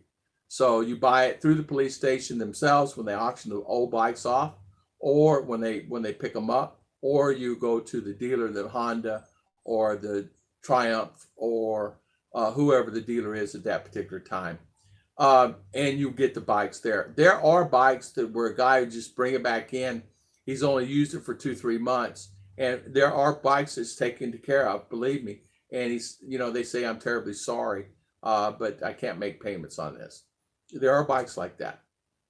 And There are people that don't tear it up and they take care of it, and you can get a pretty good deal on them. Tube tire, I would get a piece of hard plastic speed with the inside of the tire. If it's full circle, then place the tube in it. But do not forget to cut for the string stem on the tube. Exactly. I guess you could do that. Hard plastics would be the width. You could do that. How would you keep the hard plastic in there? Would you glue it in? You'd have to glue it in, right? Or make the hard plastic the size of the tube itself is what you're saying, not just laying it on there. There's only one freeway tollway in the Philippines. Most sense of a bike for one road. When you did guys get barking dog, did the farmer send you some? Is there a dog in the background? No, it's next door. Oh, the farmer. Oh, I know what he's talking about. Hey, JG, I saw you leaving comments on that channel. I'm slapping so hard. I'm going. JG says, if you don't put yourself in that situation, I'm laughing so hard. I'm going, SGG. If you don't put yourself in that situation, things will not happen that way to you. I know what you're talking about. And you left 3 or 4 comments on there, and I'm going, there you go, JG. He's there. But I know exactly what you're talking about. Hey, did you guys notice there's a lot of fighting going on, right? Man. No dogs. Only one barks in this house is Ruth. Ruth, you bark, darling? Yeah. Oh. Ow, ow. Good morning, MJ. Good morning, James. Good morning, James. My good friend James, how you doing? Bluish Aqua, good morning. Mark King, just read you used to be marshmallow. Oh, you can use marshmallow for sore throat. Yep, you heard me right. Marshmallow. Sap from marshmallow plants has been used for centuries. Marshmallow. Go get a marshmallow. Stick your mouth full of marshmallows, mama. JG, good morning. MJ is saying, Bluish Aqua, good morning again. Mark King, I didn't know this about marshmallow myself. Go get some marshmallows for mommy. Good morning. Hope everybody's doing good. My first bike was a Crash 650 BSA. You know, I like motorcycles. I don't like the people around me in the cars on a motorcycle. Guy pulls out from me the other day. He just pulls out. Left lane was blocked. Right lane, I'm in it. The guy literally pulls out within 50 feet in front of me. And I'm going, are you kidding me? I just slam my brakes, get off the road so I hit him. And he's driving 2 miles an hour down the road. I'm going, oh man. I plan on going to Angeles City from La Union to Baguio from San Juan on weekend trips. Not good for a 100-power load scooter with 2 people and luggage, exactly. You can stack the luggage on the gas tank, put luggage and everything else, and then just look over the top, get your mirror, and turn it this way and look over the top. The other day, it was someone driving down the road, had eggs, had rice, had eggs, and something else stacked on top of the eggs on top of the gas tank as he was hauling a couple other things on the back. I do not think for you need a sap, but I look up marshmallow for sore throat. Robert Anthony Dean, Tom and Ruth.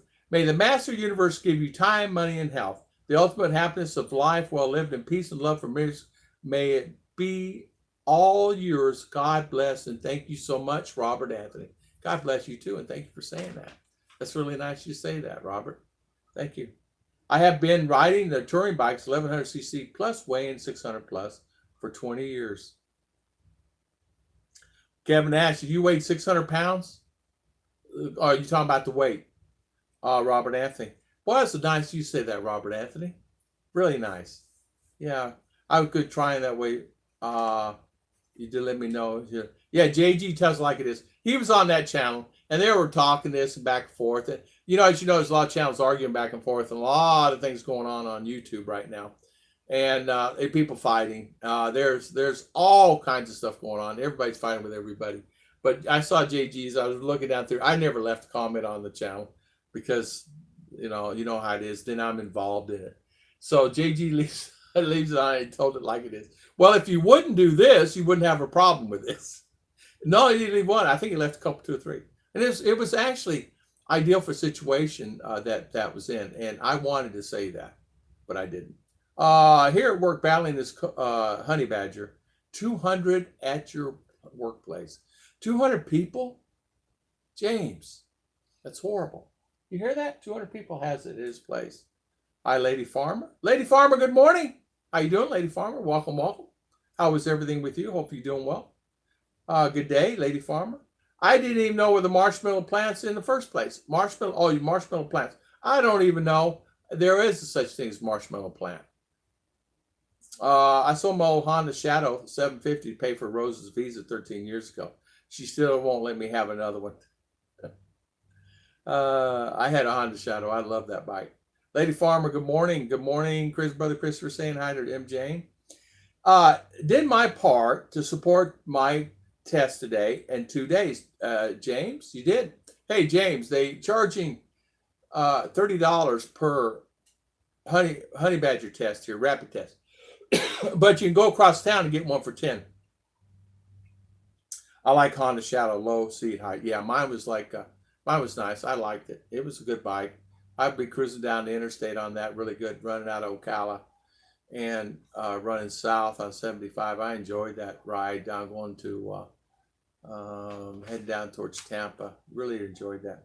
With the sun baking during the day and you're shopping, it must be gone for an hour or so. How do you keep the seat protected and helmets? It's the most impossible thing in the world. It is so hot, Jim Trotter. It will bake you. Riding a bike is not fun. It is hot. It is hot. It is hot. You have to cover your arms and you have to cover your legs. And you will sweat and you'll get very hot. The helmet can get so hot on a long trip, you're baking. My feet have actually burned, the top part of my feet burned from my tennis shoes from the sun hitting it for long periods of time.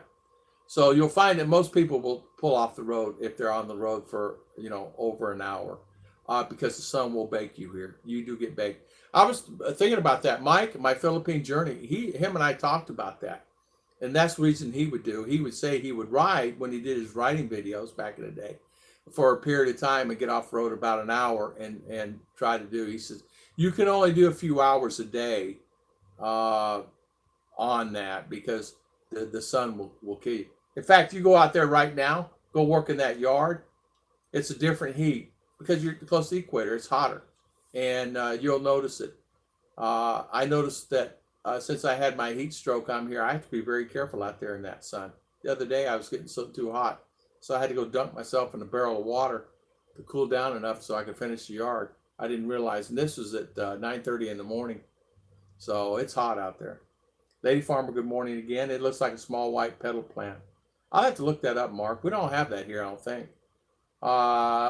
Judy, you see him too? Did you see him too? I saw it. I was laughing so hard. And he commented, I think, on another video on a completely different channel. And I said, oh, there's JG. He's going to tell it like it is. But when I saw it, I go, oh boy. But that's the thing. There's so many guys saying this and saying that out there. It's like, wow. Now I saw another guy in Manila arguing with another guy, and then this other guy now arguing. Now there's like 4 or 5 vloggers in Manila arguing now. It's like, whoa, they're arguing. I mean, knock down, drag out fights. I could really stretch out that thing too. Very comfortable. I miss that bike. Brother Christopher, my dad is 78 and has a Yamaha 1300. Good for him. Nothing wrong with that. As far as Philippines, free me for Kaiser Hospital. I belong to Work Insurance. Awesome. I think FJ 1300A. I think they use the seeds from marshmallow plants to make the marshmallow from. I'm just guessing. I don't know. I don't know where the seeds come from. I don't know. I just know that for me here, Miss Ruth had it, and we tried to get. I got some old fisherman sore throat lozenges, and that helped her a lot. The old fisherman stuff, and I got her the Dayquil. I had a bunch of Tylenol that I brought back.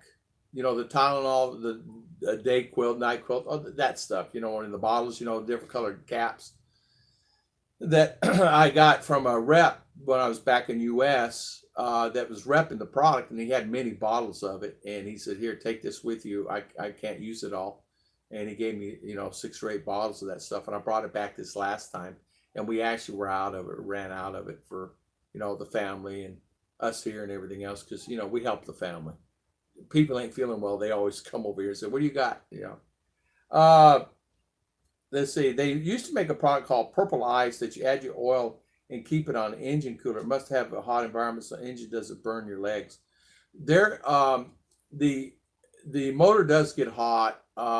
Even on when you're riding a tricycle, the heat off the top of the metal tin roof, and they put stuff on there to protect it. But honestly, it is hot in those tricycles. And if you're in that tricycle for a 30-minute ride down the road to go into somewhere, it's hot. And so when you leave, it's hot. You got to make sure you bring a little cooler water or bring a big thing of ice if you want it. Not everybody has cold water, and not everything is purple and rosy out in the province. So you have to make sure you bring your own coolers. Now, we have coolers. We have ice coolers that we take with us. We have ice bottles that we fill ice. We also have little fans that we bring with us too. It's battery-powered fans. It's filled with cold water. You'd be surprised how those will help you cool your body down. Of course, now wearing the masks, really, and the face shield, really makes it 100 times worse than it was before. So when someone says, "Let's go walking around," and I see them not even wearing a face shield, and they're walking around the province up in Manila or somewhere in Luzon somewhere, I'm going, man, you do that here. It's 2,000 peso fine for your first offense. Second offense, I forget what they said it was. First offense, 2,000 peso. So you're caught without it here. And they do watch you. They look for that. I mean, come on, that's what people do. That's what their job is. They look for that. And lady came the other day at church and says 2,000 down in Don Carlos where she's at, fine for no mask. Kaiser Hospital. I was wondering how in Philippines they can harvest apples since in southern Florida they almost have no chance to do attempts to. The apples, they have apples. They're grown in a higher temperature. Like Balai will have a lot of fruits and vegetables that we will not have here. And they grow them there, but they're higher elevation. And it's an hour north of us, and it's up on the mountain. You can, right here, say, for instance, you leave here and it's 85 here now. You go to Balai, it may be 80 or 75, depending. Or it may be cloudy. Maybe cloudy. So there's big difference in temperature up there. Big difference. A great place you want a cool place to live. It's a cooler temperature. Where it's hot here, where we're at down here, you go up there in that mountain, it's a lot cooler. And they do grow apples. And they grow grapes too. They have grapes. There's many stuff that I did not know they started growing here. One-stop shop for everything you need. Not need to go other places, have things done. Yeah, you need a one-stop shop. They also make antifreeze version of the cooling system. So, Bill, you put it on the motor to cool. Guys will wear the chaps on the motorcycles there in Florida, and you can wear them. It's hot there. It's everything. It's like anything else, but you can ride a bike going down the highway. But you got the cool bottomlands to cool you off, right? You got your high and low, and the cool bottomlands to cool you off. Here it's a little bit different. It's really it's a constant. There's no cool bottomlands. Even when if there's water, bottomland is going to a flat as water. It's not cool. It's just hot. It's just hot. They also make antifreeze. I asked fake farmer. Ruth's laughing over it. She already knows who this is from. If he was so smart, why does every business he starts in the Philippines fails? He went on say his YouTube channel is the best in the Philippines. Yeah. And that was stated. He makes $3,500 a month on that one. So I don't know how he would even need any money other than $3,500 a month off YouTube. But that's what it was stated back in the day on that channel. Apples require cool temperature a certain amount of nights to grow. Yes, it does. Some of the oranges and some of that stuff also does because as you know, it's required to get the sweetness in some of the fruits. JG, hey Wolfie, JD Farmer. Hello, Mark and Ning. How you doing? Good morning. How is everything with you? Welcome. How is Miss Ning doing? And how you doing? How's school? Miss RR is in school right now. I have no idea what she's doing. Now there's Moneymaker, Event, Aircon Face Shield. Yep, that's exactly right. I have an Aircon mask. It's not an air con. It just has a fan on the front of it. It blows air in. And now it blows hot air in, but it's a cooler temperature of what I'm breathing. So it works pretty good. Pop, pop, fizz, fizz. Oh, water relief it is. Jack Eastman. That's exactly right.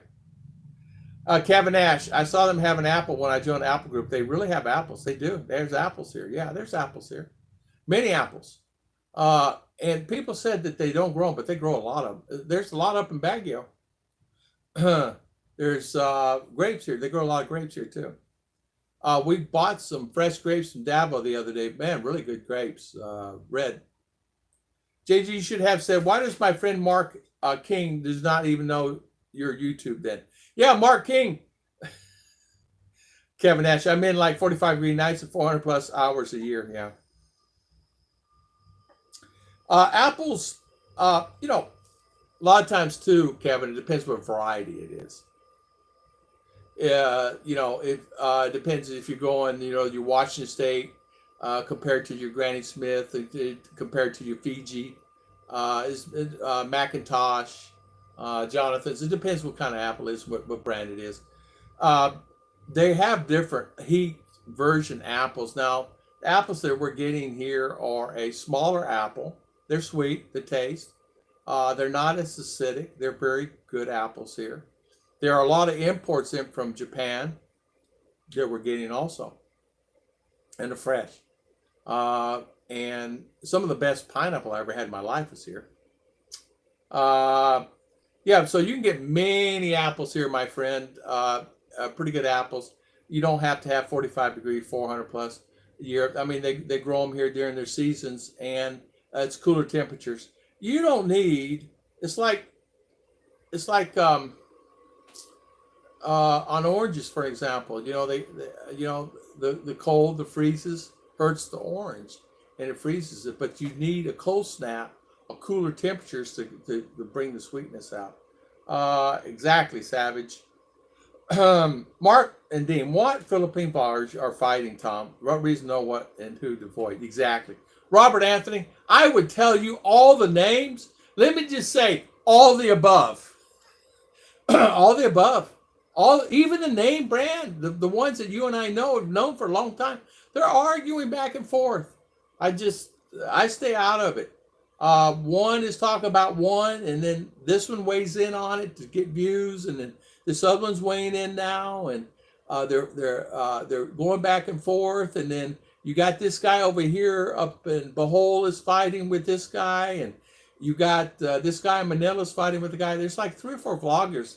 They're just fighting there. There's probably, let's see, 1, 2, 3, 4, 5, 6, 7, 8, 9 that I can think of right now fighting, arguing, just stuff. Jim, when you go into the back province, how can you trust the direction? Funny how motor meters make a different direction. Jim, it's hard. You have to have a local take you there.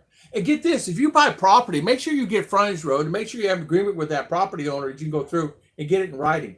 Because you don't know. You think it's really kind of cool, you can go in there, but you better get writing from that landowner to make sure it's all cool. Because nothing is for sure. You think, okay, you own this, but make sure you get a survey from a reputable surveyor. Because a lot of the guys are say they're reputable and they have a license, but make sure you double check who they are before you hire them, because some of the guys are fighting that now. We have a young Arkansas. Oh, we are good. I'm sorry. We're good, Mark and Inge saying back to virtual learning tomorrow morning. Yeah, she's on virtual learning now. She's got some test requirements. You know what? The downfall of that is they're not really interacting with the teachers. The interaction teachers are maybe hour a week if lucky, but the teachers keep sending maybe an hour a week from each teacher, but not all teachers go on every week. But they keep sending hey, do this, do this, do this, do this. Kids are getting overwhelmed to a certain extent. The other day she had like 6 or 8 emails. Complete this and got a quiz and this, that, and other. I have a young Arkansas black apple tree. We recently picked the first apple. Rose was amazed how sweet it was. I like apples. I do like apples. A lot of varieties are great. No one had heard of it today. Bill Pruitt, takes a few years, but it worked the wait. Yeah. I could live on pineapple. Oh, me too, Mark. I can only eat so much of it. The stomach tells me later too much. Peanuts, peanuts. They grow peanuts here, right? Man, I love their peanuts here. Peanuts here taste really good. JG is saying, I was thinking to start a new channel. I'm about to do some home painting, so I'm going to start to watch the paint dry channel and do live streams for paint drying. Hey, a lot of people are doing that. JG, a lot of people are doing these live streams are silent. I don't know what that is. Don't know. I don't know. Ruth and I were noticing that the other day. A lot of people are doing channels of that. We had there's some that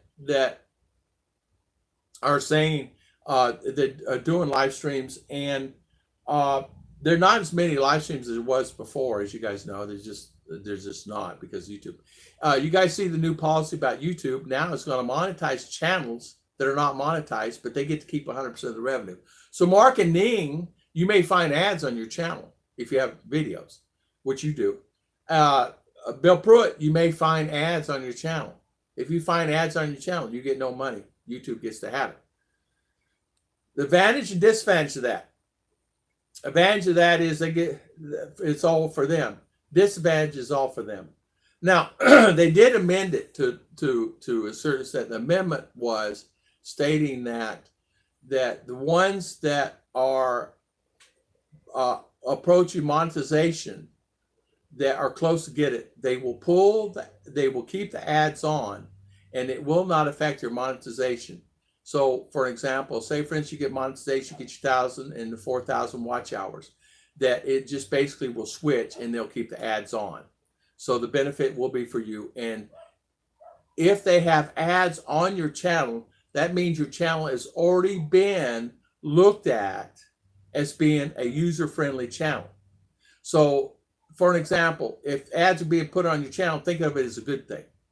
If ads are being put on a channel, think of it as a positive thing for that, because they're just not going to throw ads on a channel that is arguing and fighting and this and that and this and that, because it has to have what they do. They rank your video. So, for example, if JG's doing walkabouts, they're going to put ads on whatever that is of walkabouts and things like that. If I'm doing, here's an example. I did a bunch on expandable house. So ads before my videos are expandable houses. People doing expandable houses.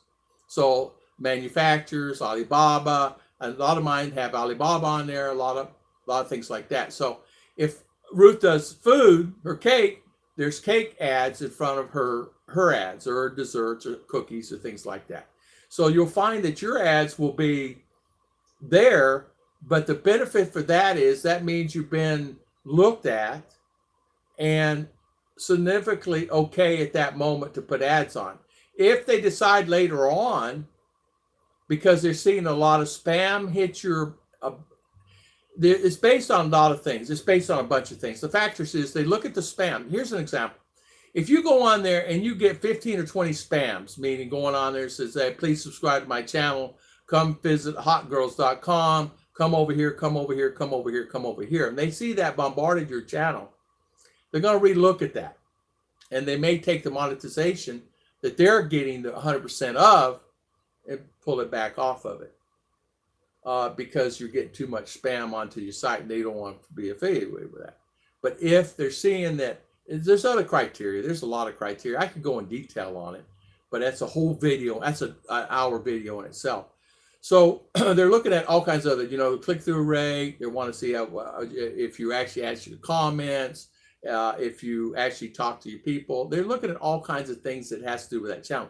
But if it's a channel, it's an interactive channel, and you're interacting and you're doing a good job, and you do other than live streaming, and you do videos, and you do videos and a little live streaming and videos, and no live streaming is what they're looking for. They don't like channels with a lot of live streaming, because what it does is they're just live streaming. They're not really talking one particular subject for the whole time. And so the reason why I know a lot of this is just because I talk to the guys that actually are the creators that actually are talking to YouTube. And I talked to one YouTube guy and he gave me clarification on it. I will do a video on it, but I haven't waited on clarification on a couple of things, because I wanted to ask him about, I asked him a couple questions about, well, what if a channel is good today and he's good not good tomorrow. How do you distinguish that? Do you wait 1 week, 2 weeks, 3 weeks? When do you make that decision? When is that decision made? That second? So I asked some good questions to the point. I wanted to put them online and do a video about it, have him on, and we do a stream together. But it had to be a private stream, and I publicized it later because he was afraid to get too bombarded with a lot of other channels. And he's still thinking about it. He won't do it. I know he won't do it because, you know, it puts YouTube out there. But him being a creator and a member of the YouTube team, he said that I will get back to you on it. So I do that. I met a guy the other day, small pigs came from an island there in New Zealand, grazes grass, you won't need to feed them, and they taste like beef. Wow. Hey, Mark, that's cool. We never argue, Tom. LOL. Me and John Wolf never argue. We never argue about anything. Marketing exciting. Sign me up. Different colors drying. Yeah, many vloggers start disappointing me talking bad about others on YouTube. Yeah, I just leave them, Christian. I just go off. I got it now. And the ones, and Sir Liner knows exactly what I'm talking about. And it's always the ones that we talk about, Sir Liner. And I don't even know they do videos anymore. And a lot of the name brand channels, guys, I said, I'm fed up with this arguing. And then one guy gets in on it, and now he's in on it. And this other guy's in on it. And then, oh man, and I'm going, why? It's just YouTube. It's doing videos. They're doing to get views. All that is done for views. That's all it is, views. Robert, they're fighting over what?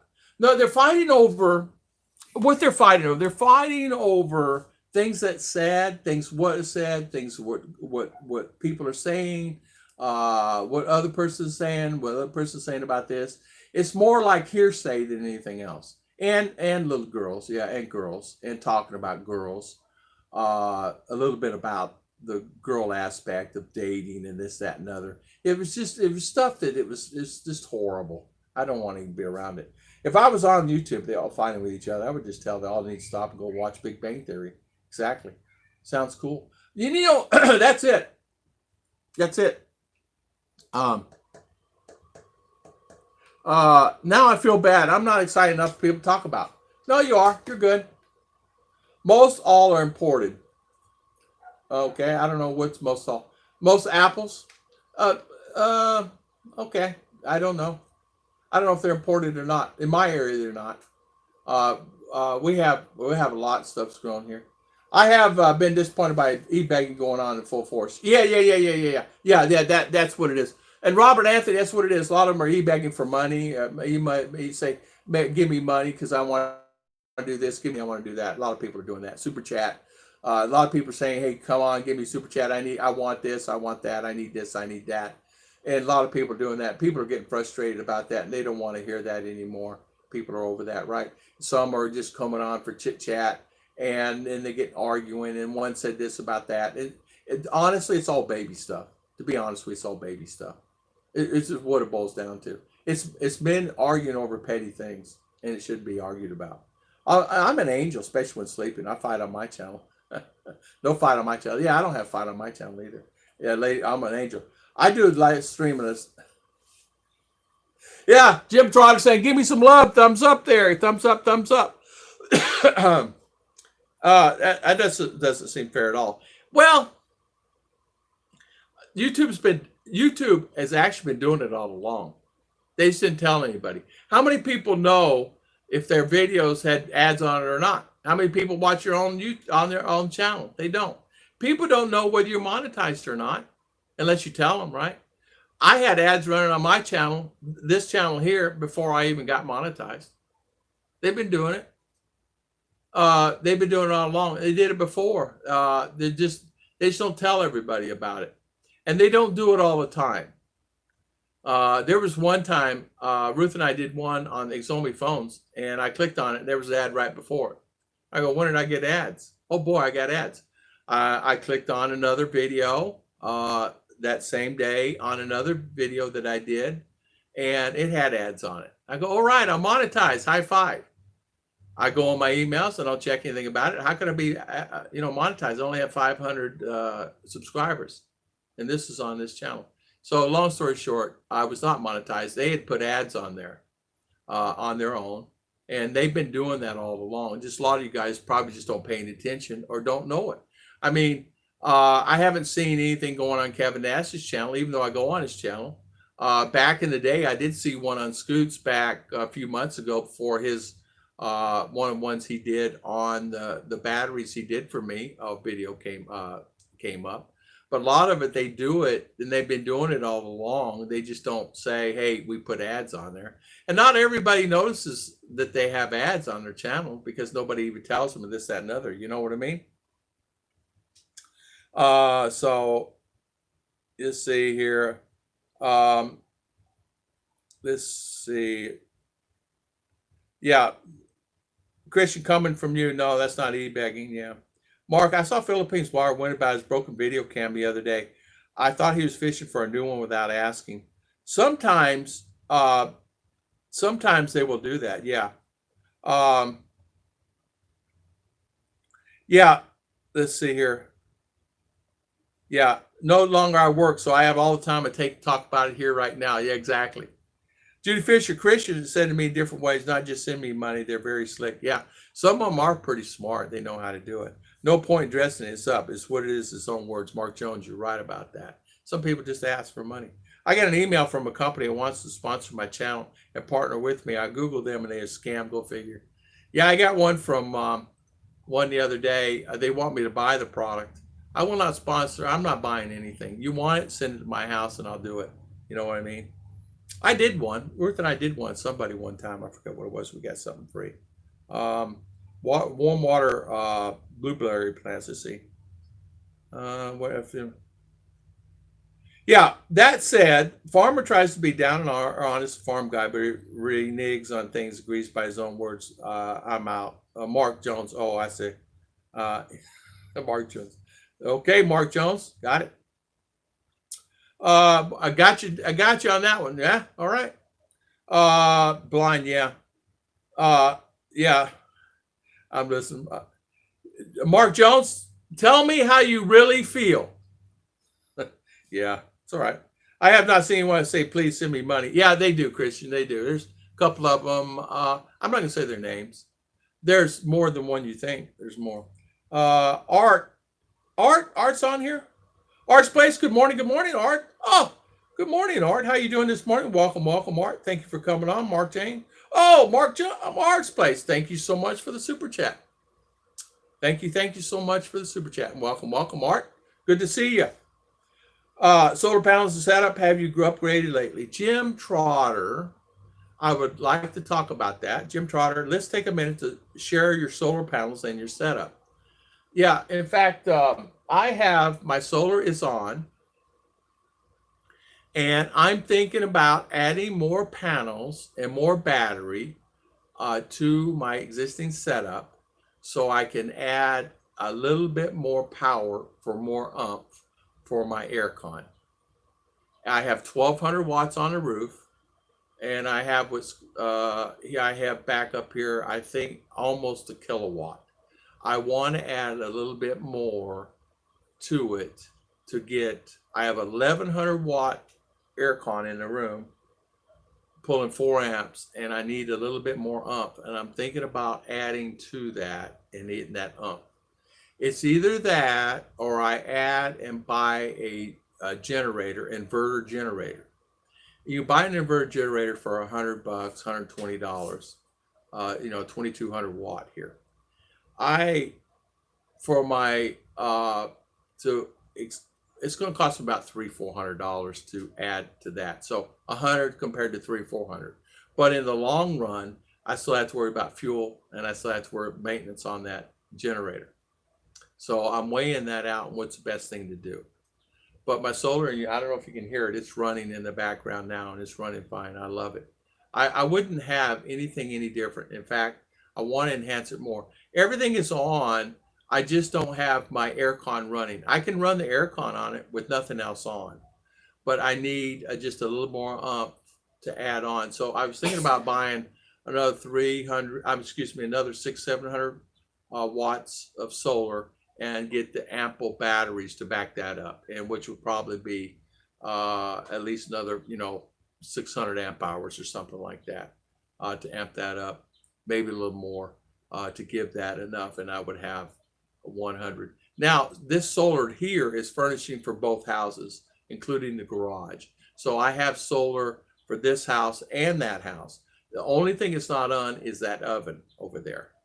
And I don't have that on. So if I did buy solar and batteries, I'd want to have enough umph for that one right there. But remember, that one takes a lot of wattage. I mean, that thing kicks on, it'll be pumping a lot of wattage. So I would have to really have a kick, because power is going out so much, it's affecting our cakes.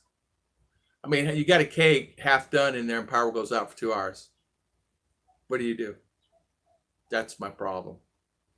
So I devoted all the solar to the oven, and it's worked fine. It's working fine. But I don't want. I need to get it right. I need to ump it. I need to spend another $600. Now I'm about $1,800 into it, so it'll be about $2,500. I'll be into this setup I have now, which was fine. So that's what I'm looking at doing. Not pretty enough. Yeah, JG, you mean I'm always so nice to you. Art's Place, thank you so much, Art. If you held your XRP, how rich can you retire? Oh, wait. If I hang on to my XRP right now, I might be, I think it's doubled its money. It's doubled its money since I put in there. It's double. In fact, it's tripled its money since I put in. And since Bill Pruitt put in, it's doubled its money.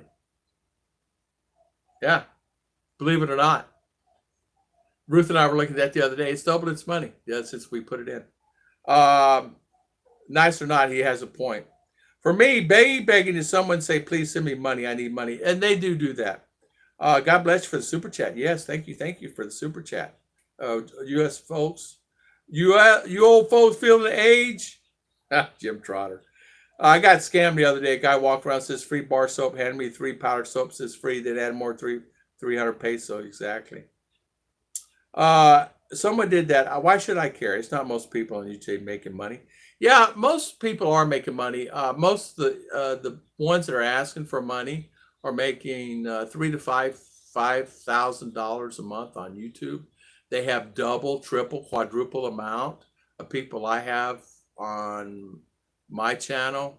Mine and Ruth's channel alone, we don't make anything off YouTube. We really don't make too much. I mean, we make that. We might make, I think the 2 channels together, we might make 150 on the high side, maybe a month on the high side.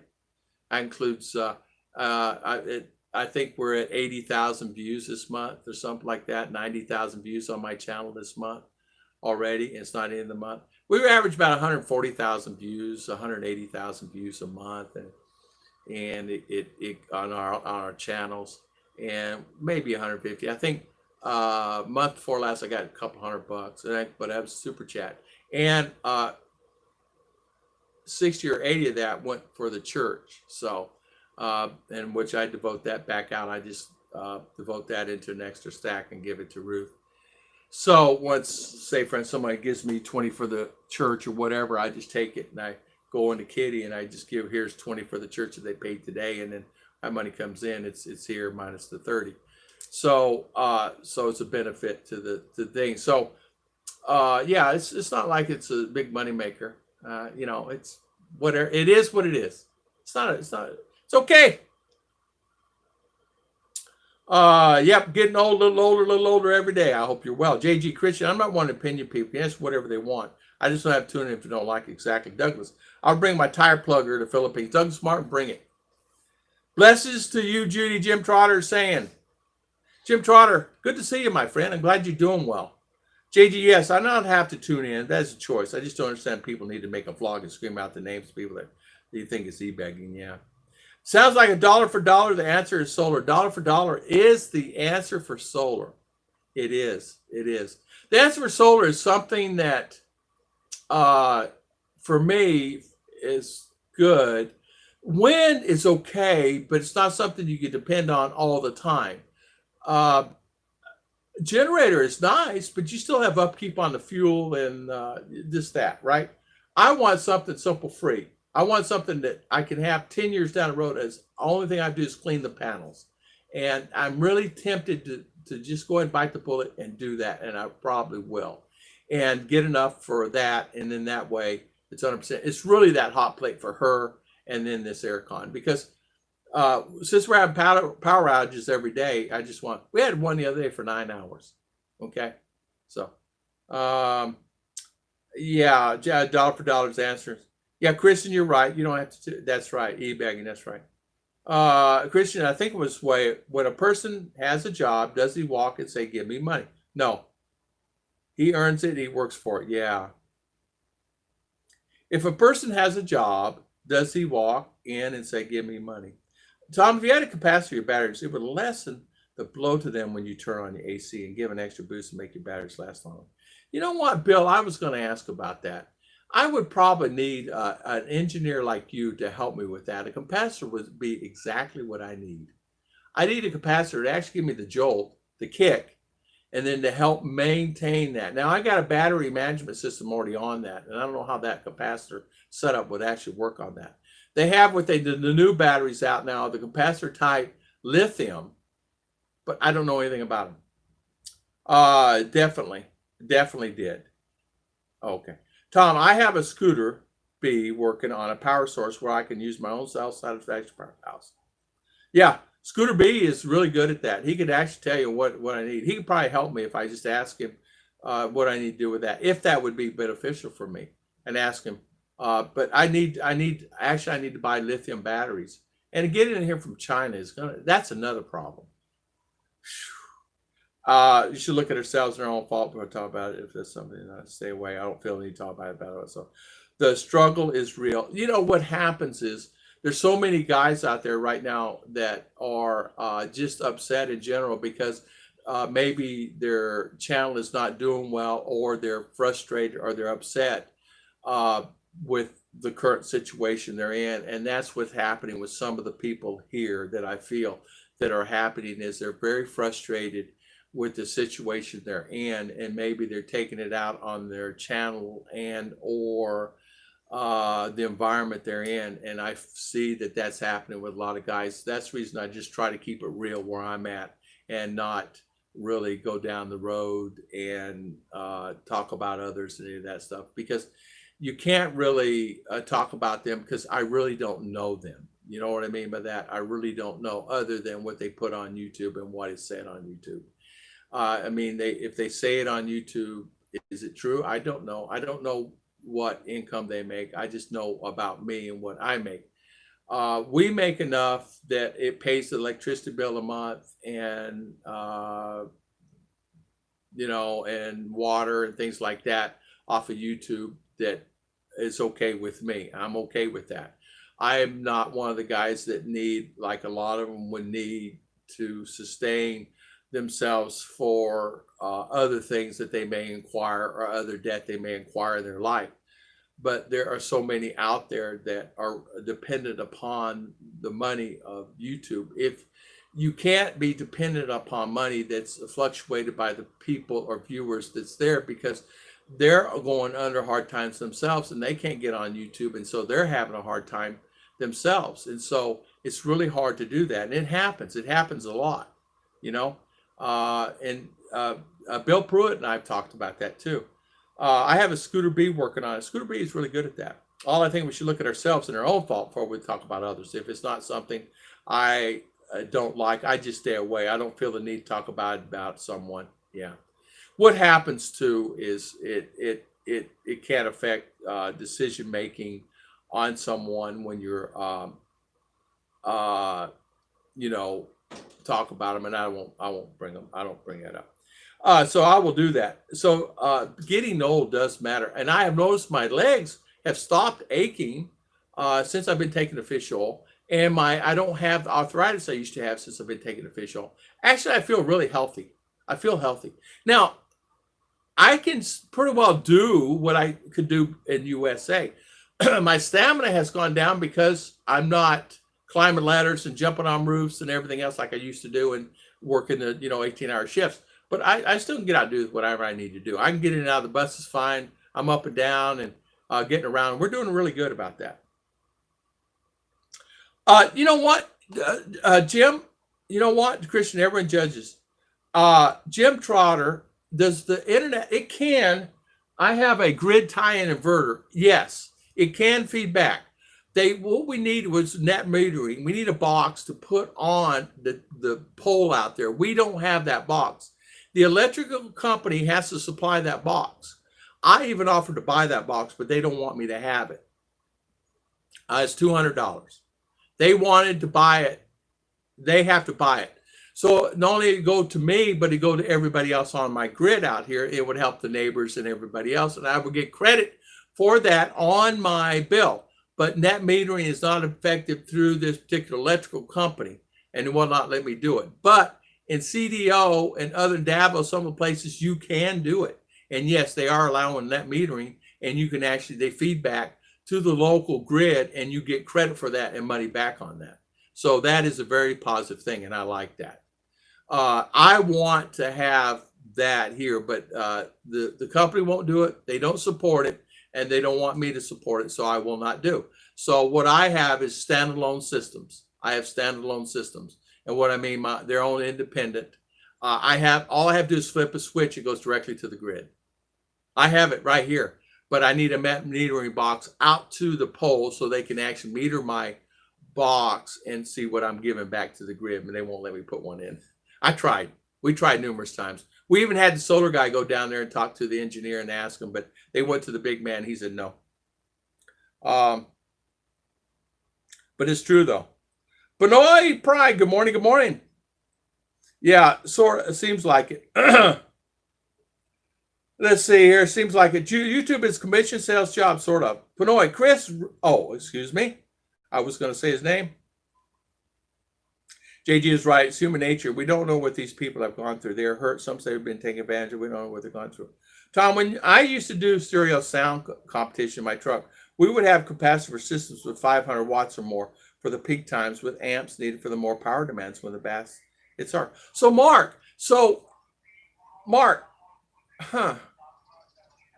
you guys help me with this. So I thought about the capacitor, but they're telling me, can I tie in capacitor to my grid?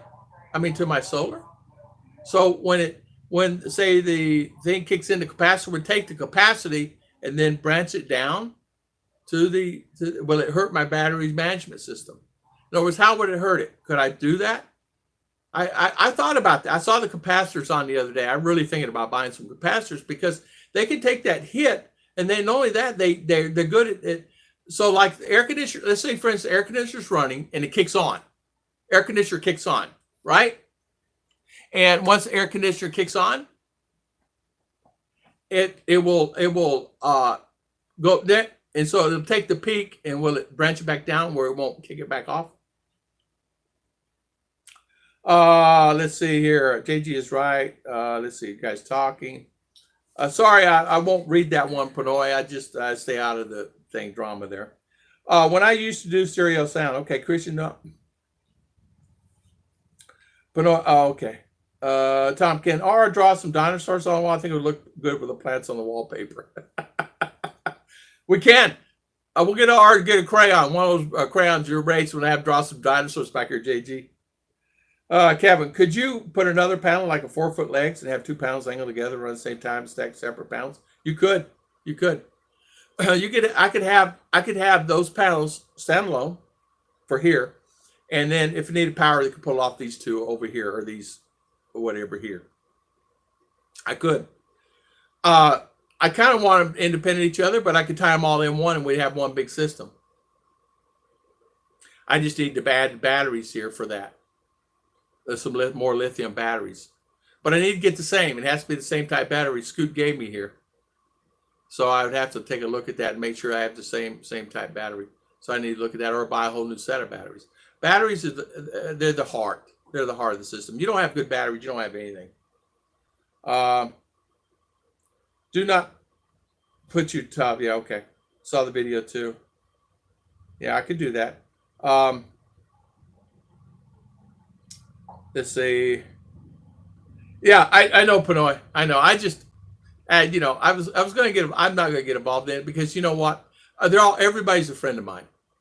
It's that that's it. Everybody's a friend of mine. Everybody knows who I am. Everybody I talk to, and everybody I talk to on a regular basis. And everybody's talking and fighting about, I know everybody.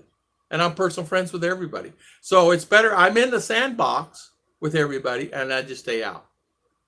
I let them talk because they're talking, and it's not my business to get involved in theirs because it's none of my business. You kind of know what I mean by that. And so that's the reason I set off the side of that. People will tell me, "Oh, Tom, you need to weigh in." Weigh in on what? It's none of my business. Because they're the ones talking about it. And it's like, you guys ever been in an argument, someone say you're in a group and two guys start arguing, or 3 or 4 or 5 guys start arguing? Do you get involved in that argument, or you stay away out of it? Sometimes it's best to stay away out of an argument. And that I find myself, and Ruth and our channel is clean, and we're going to keep it clean that way. I expect that, Tom. Let's see. I could draw a dinosaur named Scoot eating the plant there with some ice cream in it for her. Hey, okay, we'll do that. We'll do that. We'll get a little picture of a dinosaur with eating ice cream and get name it Scoot with a little cartoon character over it and say Scoot. Scoot would like it. He would like it. He's probably at work now. JG, I have heard don't want about chemist who was reading a book about helium. He just couldn't put it down. That's a good one. That's a good one. Well, we've been on, 2 hours and 35 minutes. Man, we got on a long stream today. It's been a while since I've done streams.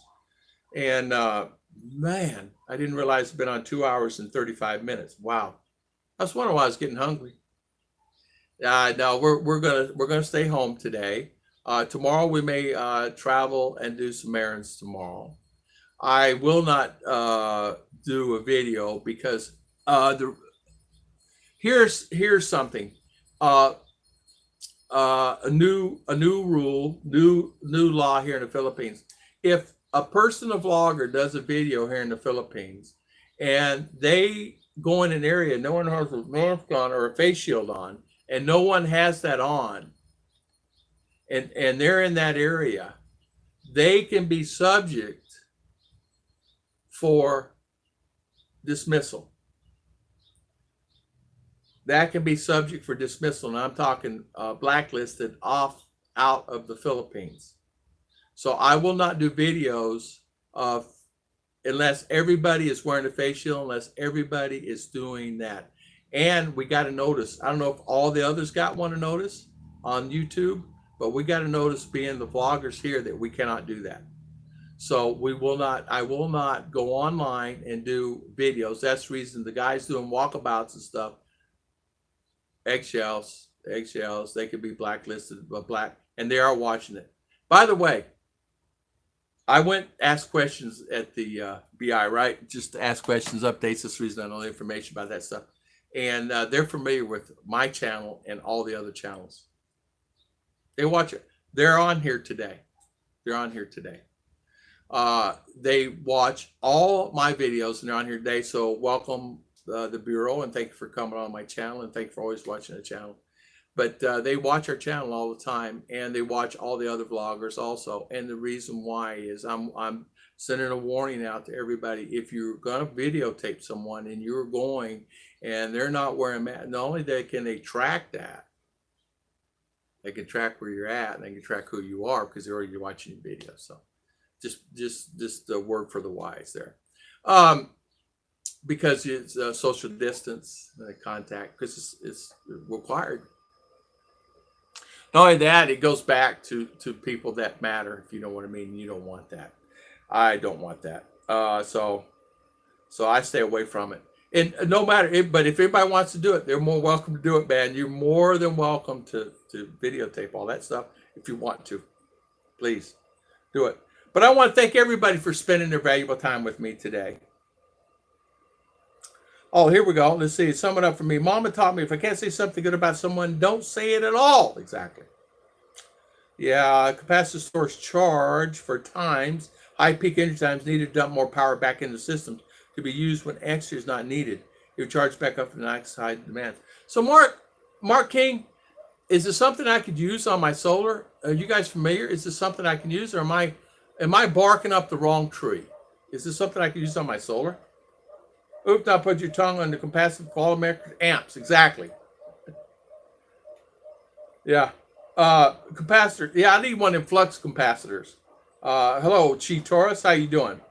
Chi Taurus, you're on. I'm staying on another 2 hours. Chi Taurus. Let's see. Marketing. I try to always follow it to kindness. Does go a long way to you want to be treated.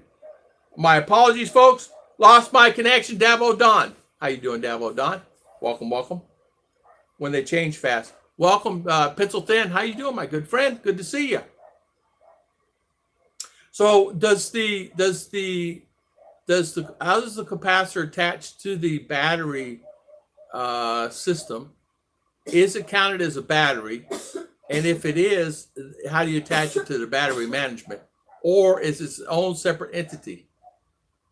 I don't know how. I'd have to look at that. They charge fast. Dang it. Dang it. Yeah, dang it. Blue Shock was saying hi to Davo Don. Davo Don, how you doing? How's everything? What'd you get today? What are you eating for lunch? Mark King, what are you eating for lunch? Mark Jones, laptop overheating. Man, I tell you what, mine, I did that the other day. Mine overheated the other day. I had that problem also. And it was getting really hot. And I was really getting concerned about it.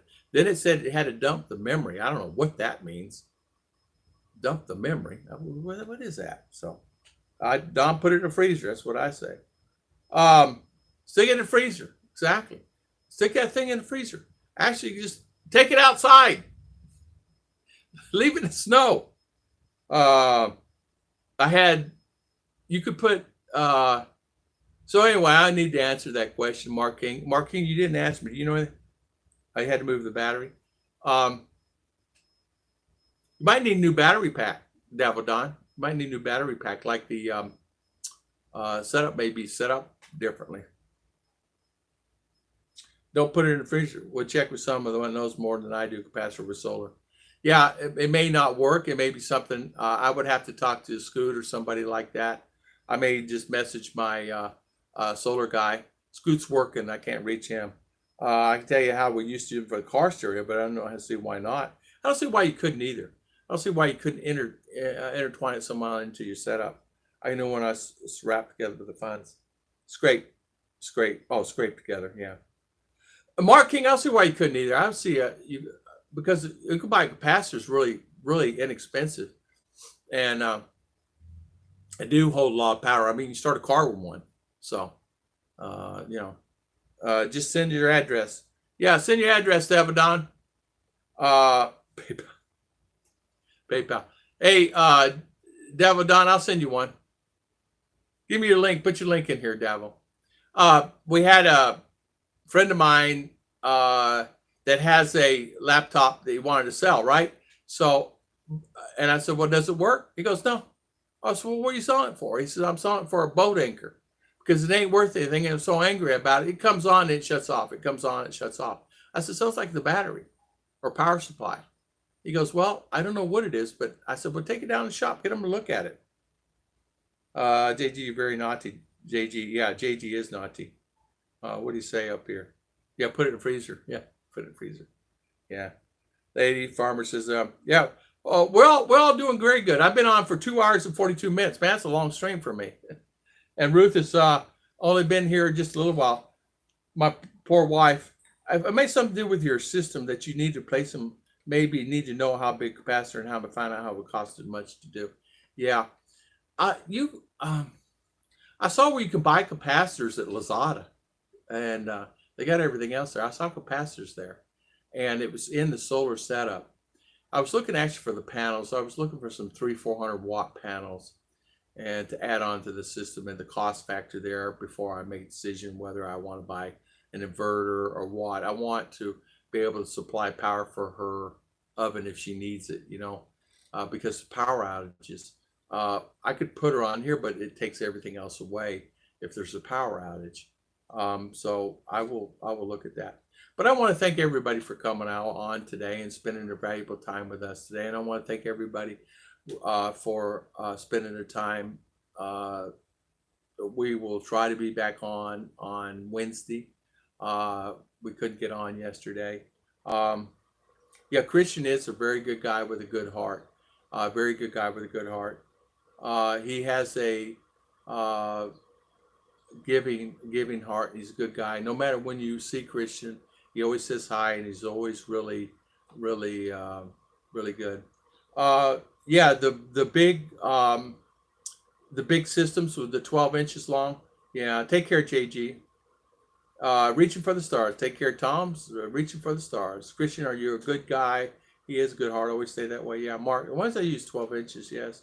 Judy, thank you. I look at this as arguing but talking with friends. Yeah, not as argue. Oh, I see. Christian, yeah, we're all friends here. It's like I understand what you're saying, Christian, and so we will not talk about anybody else's channel. And in fact, you shouldn't, because it doesn't matter about anything. So I want to thank everybody for spending a valuable time. Send me email on your power needs. We can help you need solutions available even in your area. Okay, on your power needs, we can be between us. Okay, all right, Jim. Oh well, Gary T. How you doing, my good friend? Where you been? Judy Fish, Gary T. Can't buy health. Can't buy wealth.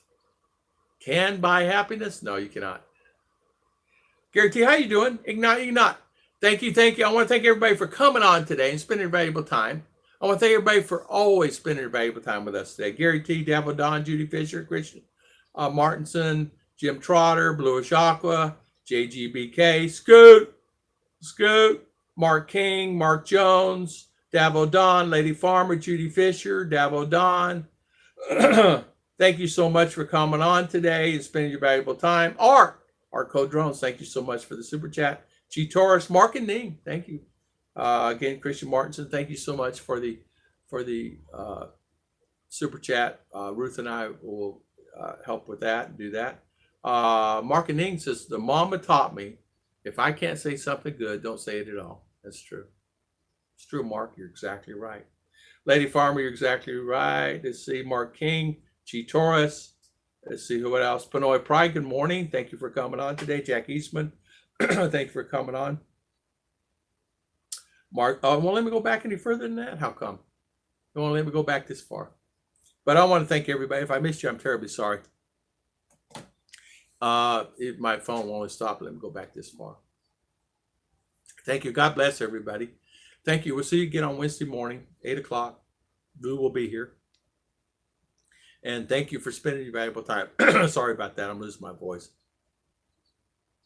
We'll see you next time. God bless everybody. And thank you. God bless.